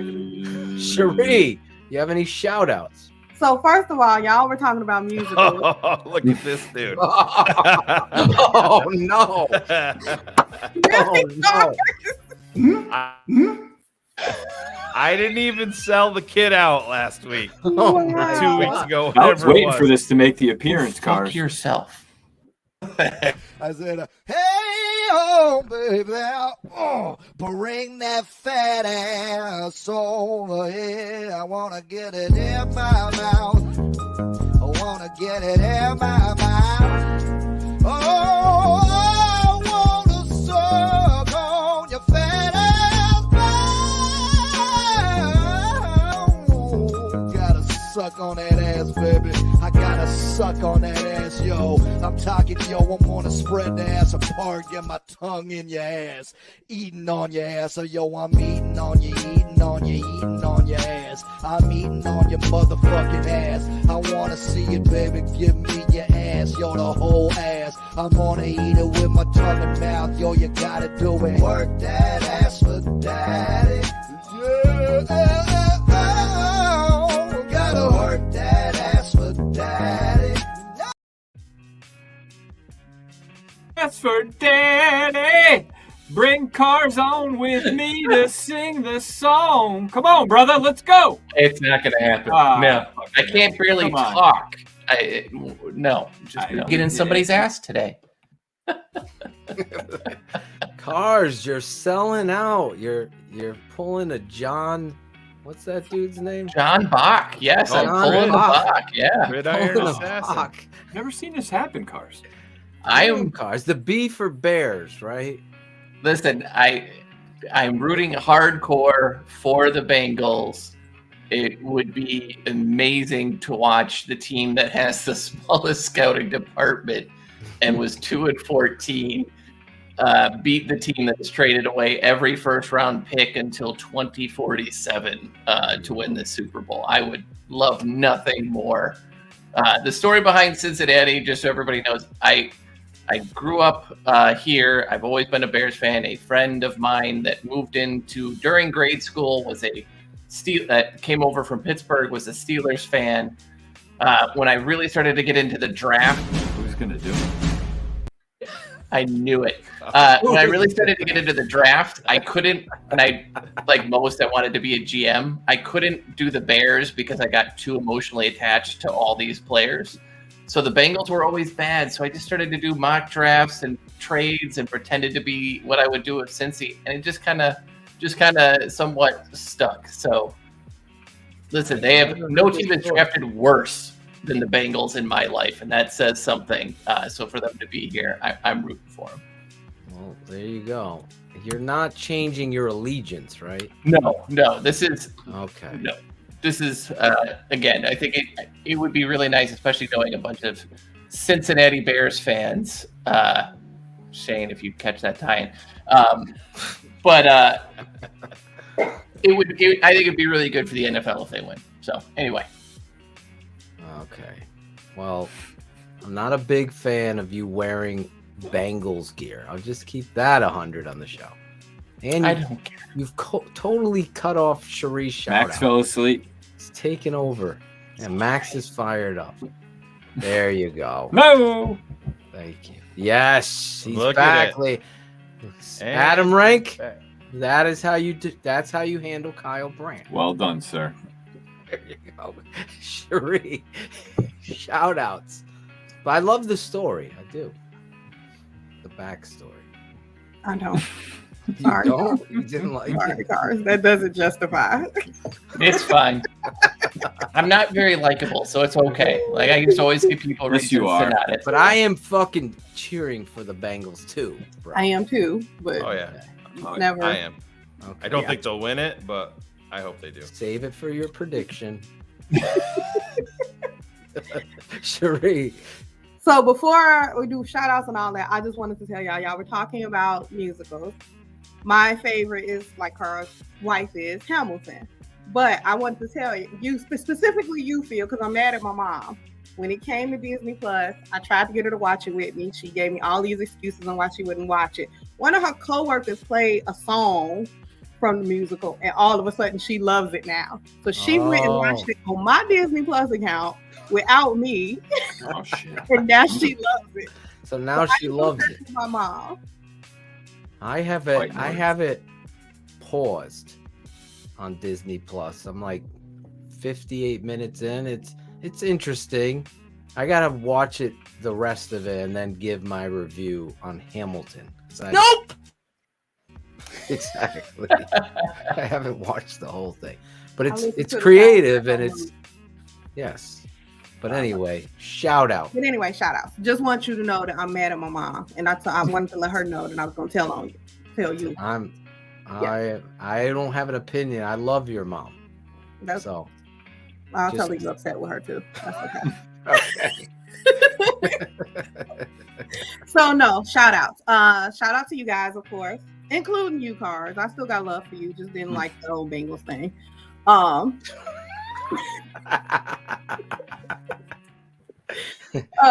shout out to you guys just for everything that you do, bringing me in. I have fun with you guys. So just like everybody else, you have a bad day, things get crazy. It's nice to have a place to kind of come and unwind and just have fun every Wednesday night. So I enjoy that with you guys. Shout out to the people in the chat. I want to specifically say happy early birthday to HL Priest. He mentioned that his birthday is Sunday, so happy birthday. Super Bowl Sunday. Happy birthday, Happy birthday, Happy HL. birthday, HL. Yeah, So, happy birthday. That's Bet my US, love. HL. Yeah, bet. City 200. Do a prop bet. 10%. Super Bowl prediction is I'm with all of you all. My heart is with the Bengals, but I do think, and I do agree with you, Cars, but I don't like the idea, and this could just be hater. I don't like the idea that the Rams basically bet everything away and they're in the Super Bowl. I just don't want to see them. I don't want to see that payoff. So I'm with you. I would love to see the Bengals win, but unfortunately, my prediction is Rams 24, Bengals 21. Rams 24, Bengals 21. Nope. There you go. Josh E. Shayne 31-28. I'm saving it. You're still saving it. I keep giving you a perfect segue. I'm gonna do a whole show just that would be I literally was in tears at a restaurant for lunch with Shayne's impression with Josh. I'm like, this is spot on. Oh, it's my still God. not as good as who's the radio kid? The radio kid. What's that kid's name? I'd like to get him on the show. He seems like a nice kid. What the heck's his name? Yep. Potsy told us he didn't have any time for podcasts, and then he just showed up on his show like 2 days ago. Exactly. Come on, Bullets. You got to do a better job sealing the backside and getting Potsy on this show. Anyway. Breaking news. The Tape Never Lies Network. Breaking news.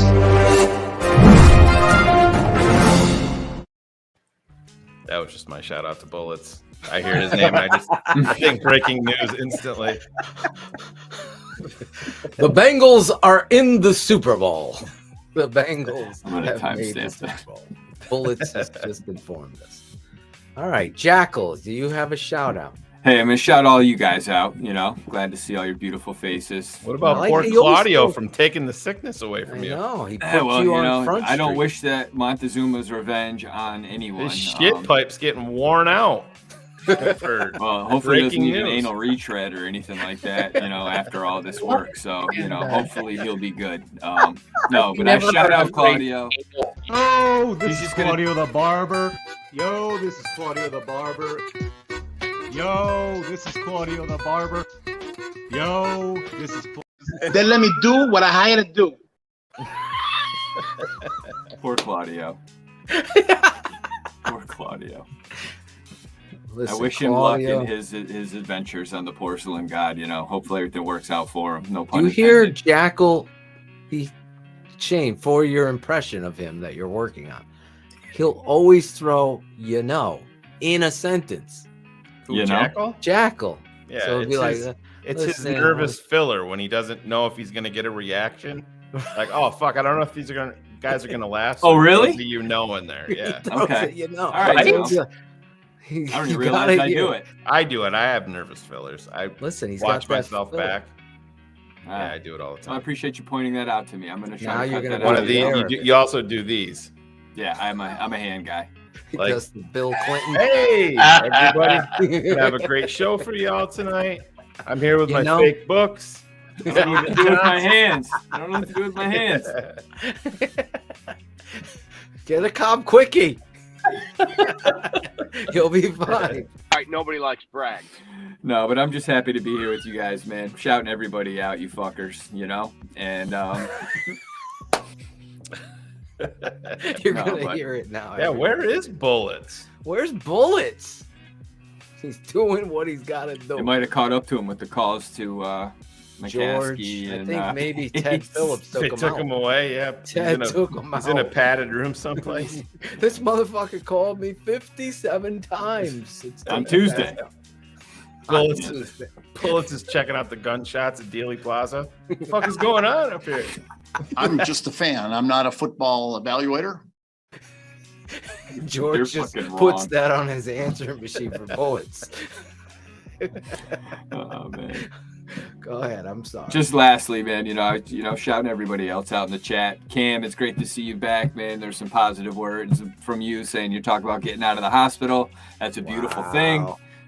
So, I wish though, as we continue to move forward, we get the next step is you're home. So, I'm really hoping that it's working out for you sooner than later. And lastly, just reach out to some people you might not have talked to in a while and, just say hi or just let them know you're thinking about them. So I'm going to leave it there and kick it back to you, sir.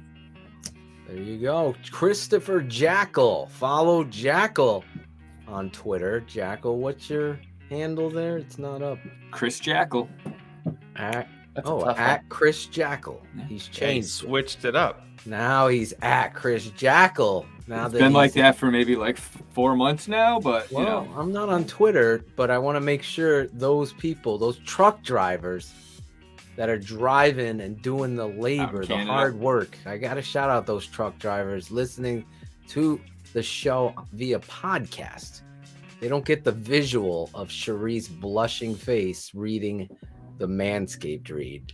The look of disappointment that Cherie gives is pretty powerful too. I don't want to undersell that. You but should have that look seen. of like, oof, you It fucked wasn't up. me that made Cars switch his hat like that. It was Cherie's look of disappointment. Even Absolutely. Cars is Lord Cars. He was sneaky and switched his name too. See Yes.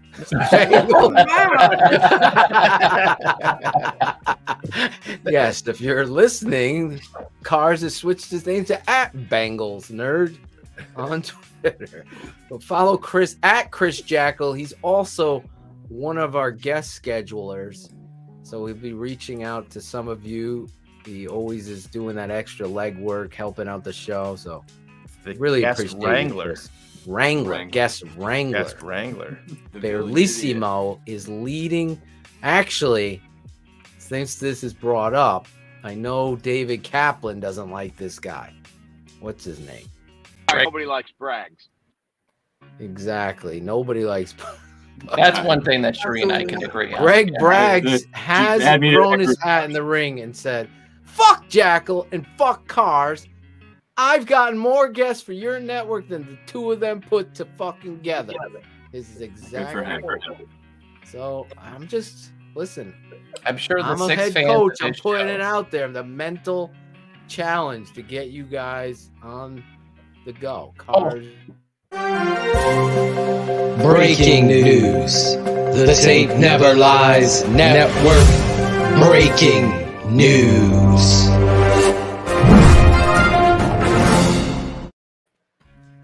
we have an open slot since Jackal deleted his Patreon, and that has been filled by Greg Braggs, believe it or not. He just signed up. So fuck you, man. There's so deleted fucking slot. wrong for that, dude. Christopher Oh, Jackal did the delete, and Greg Braggs slid into the open slot. Just like in his single life. Yes. He slid right in. Maron. Right in the slot. Right in the obviously slot. had to pay for it too, so it all makes we sense. don't have that graphic Barb anymore. paid for it. We know Barb, that. One way or another, you got to pay for Jenny it. or Barb, of course.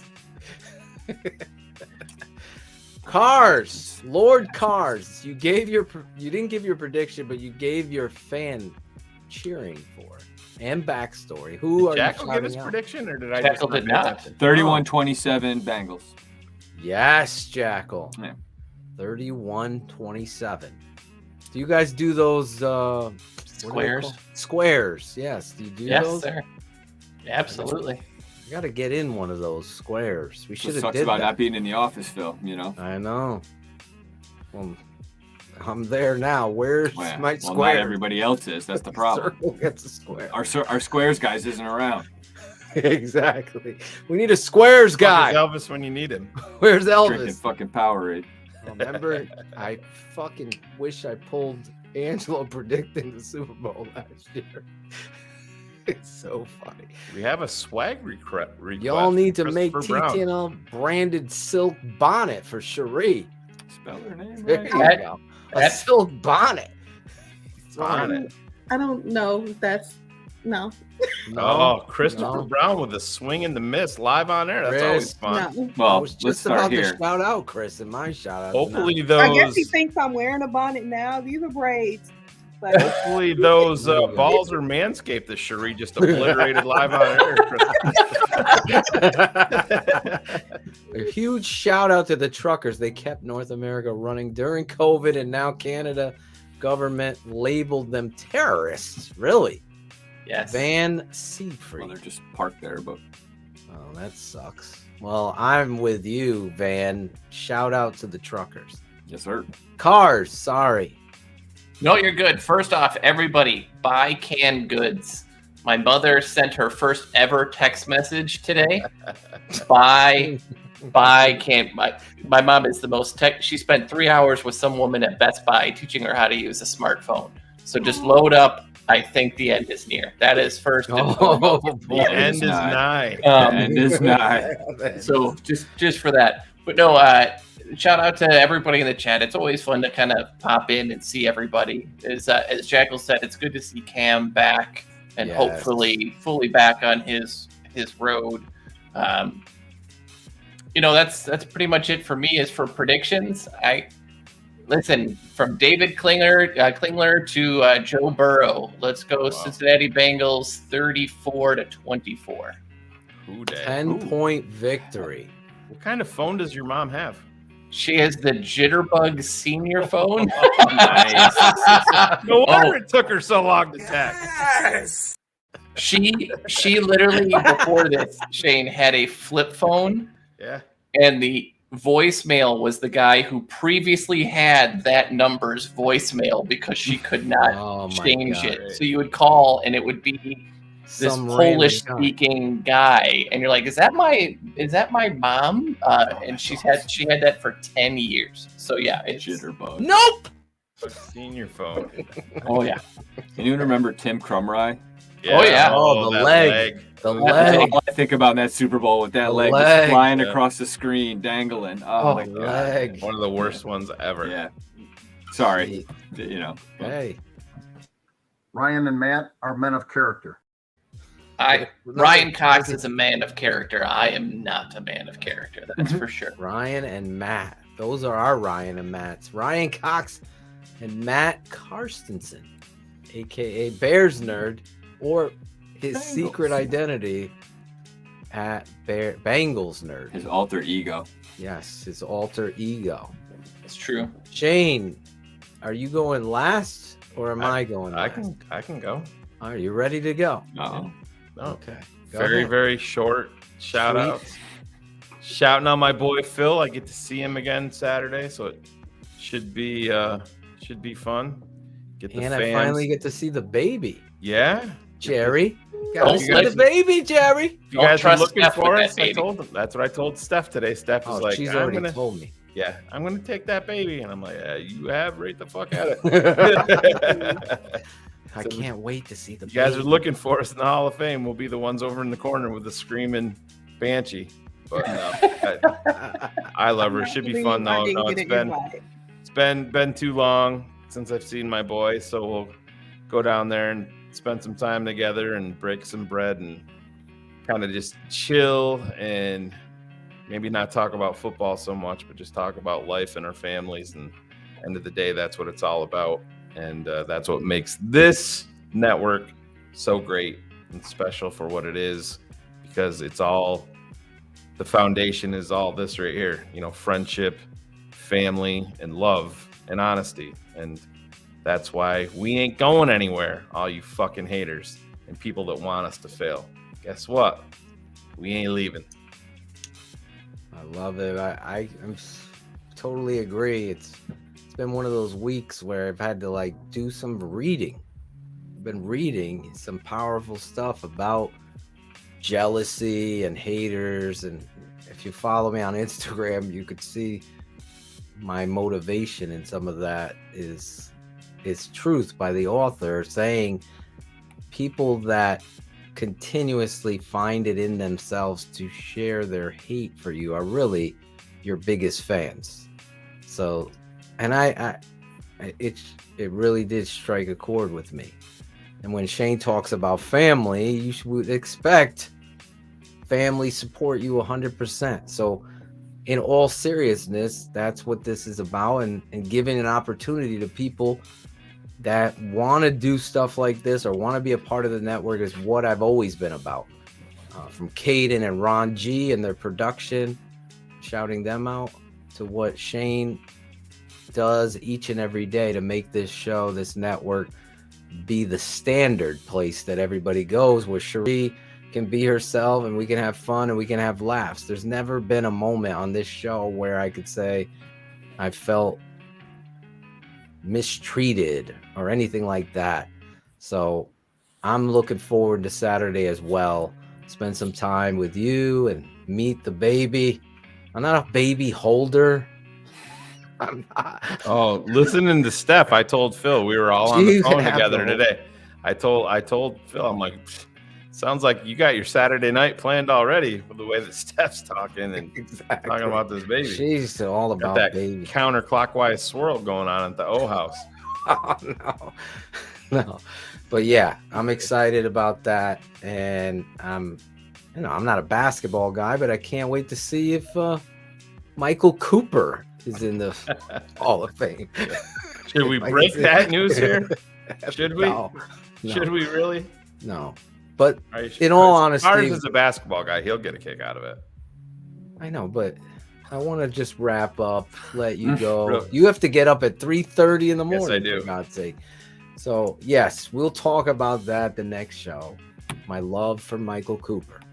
Oh, But anyway, I didn't give my prediction. yeah. What's your prediction? Sorry. My heart is in Cincinnati, not with Carr's hat, but or his polo that he's got. But we're not even going to talk about that. But anyways, It's a pullover thing.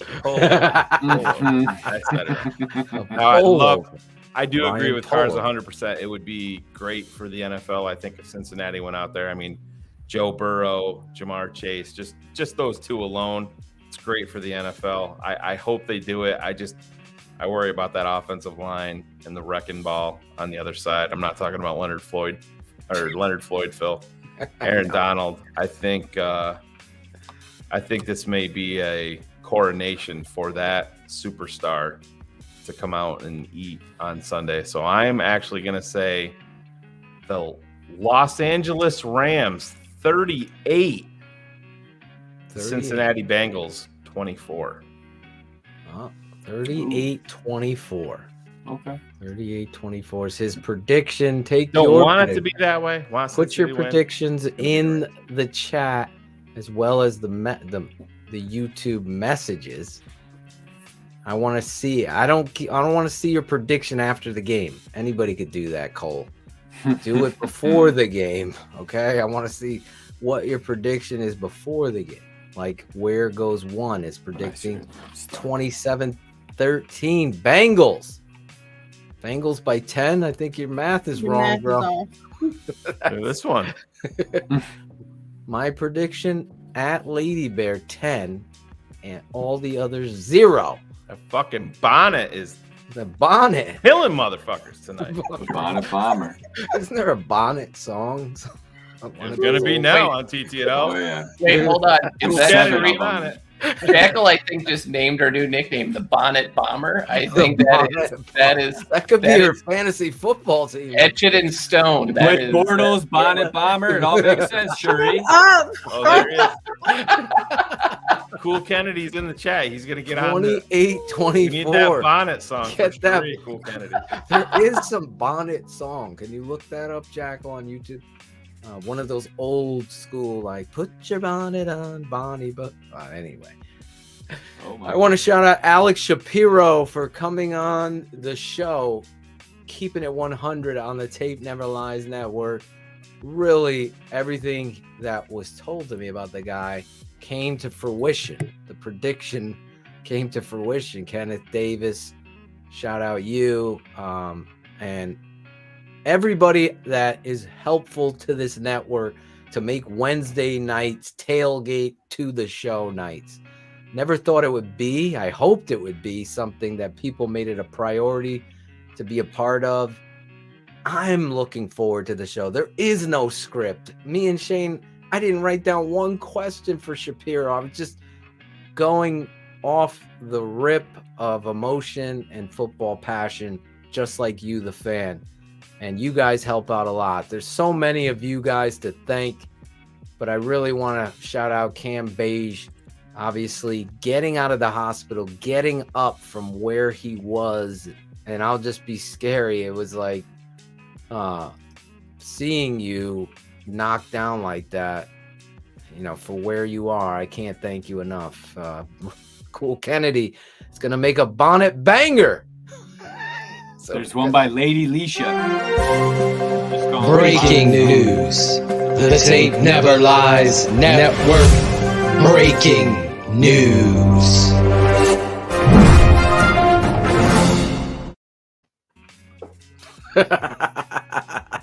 Cherie's look next week. You got a bonnet song too? You always got a video. Listen, Florence, can we get it? Go ahead. The timing was perfect. Nope. Not tonight. Nope. We have that. Hold on. Let me sound like I've gone through puberty. No, we cannot. That's not happening. Shouting out the voice, Lawrence Fleming, the voice of TTNL, Caden Winslow, producer, our guy, Whitlow. Ron G. Whitlow. How did I say it? Winslow. Did I say it You again? call him Winslow. It's a Winslow. Josh, Oh my God. Joshy put Winslow in the chat. You must have That's read what that. he fucked me over. Can I hear a little Josh? This isn't Urkel's neighbor, Carl Winslow. Okay, It's Caden Whitlow. Like this is not Urkel. All right, listen. Hey guys, this is Josh. I swear you said Winslow last week on the show. I think I did too. He did. Whitlow, Caden Whitlow, Ron G, which I will not even try to pronounce Ron's last name, Chris Zorich, everybody at TTNL, Alex Acevedo, the swag man, Cool Kennedy. Me and Cool Kennedy's already produced and did his lyrics like he does to me all the time, but we're producing a new TTNL original song. There's hope, guys. There's hope. That will be a teaser for you, and it's going to be a banger, as he said. That is the name. That is one of the moments in our history. There's hope. There's Caden Whitlow. There he is. Shout out to Claudio. Don't even worry, Claudio. There's hope, guys. There's hope. There it is. There's hope, guys. That is going to be a new TTNL song. Obviously, you guys come here. We do everything, the songs. I really wanted to rant about Paramount Plus, the app, and how sucky it is. But No, we're very economical, my family.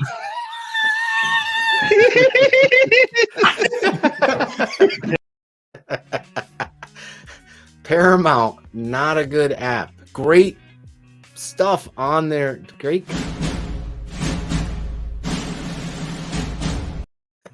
Not a good app. Not a good app. We're going to be asking you guys to sign up. Shout out my wife. Shout out all your wives as Valentine's Day, the most corrupt holiday there is. It's totally fucked all men up worldwide. Do you guys get gifts from your wives? Yeah. Well.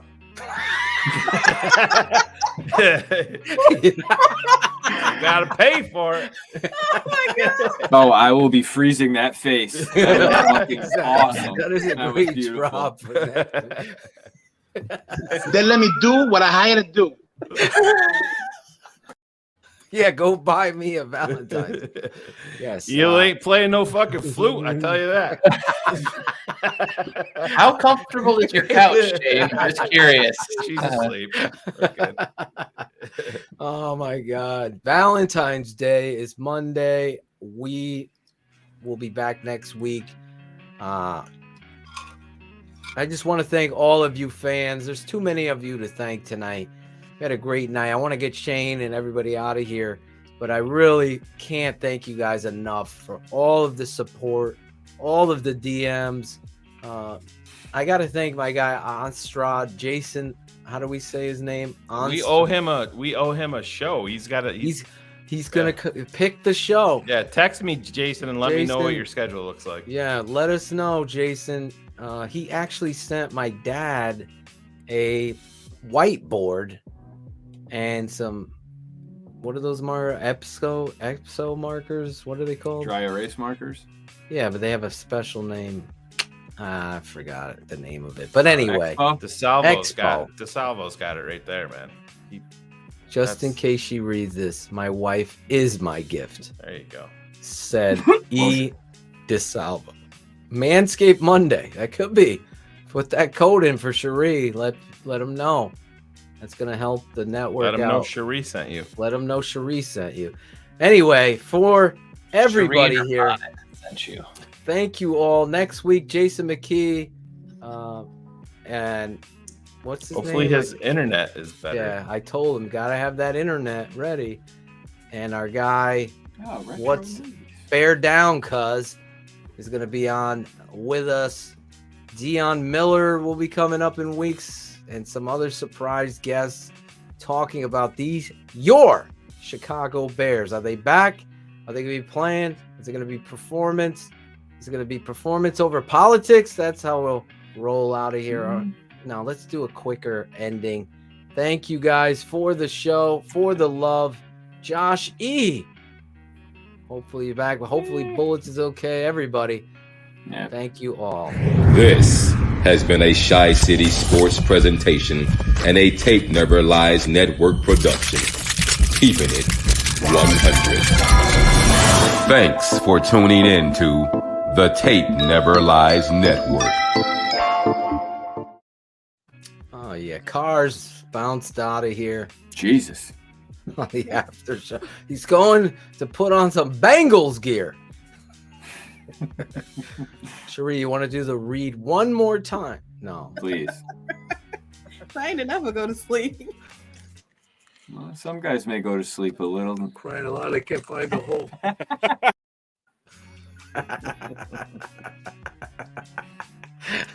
I hope you guys enjoyed the show. Leave the comments in the chat. Please take care of yourselves. Be safe over the weekend. I didn't even give my prediction. Oh, shit. So let me give you my prediction. We have real breaking news in the NFL. Breaking news. The tape never lies.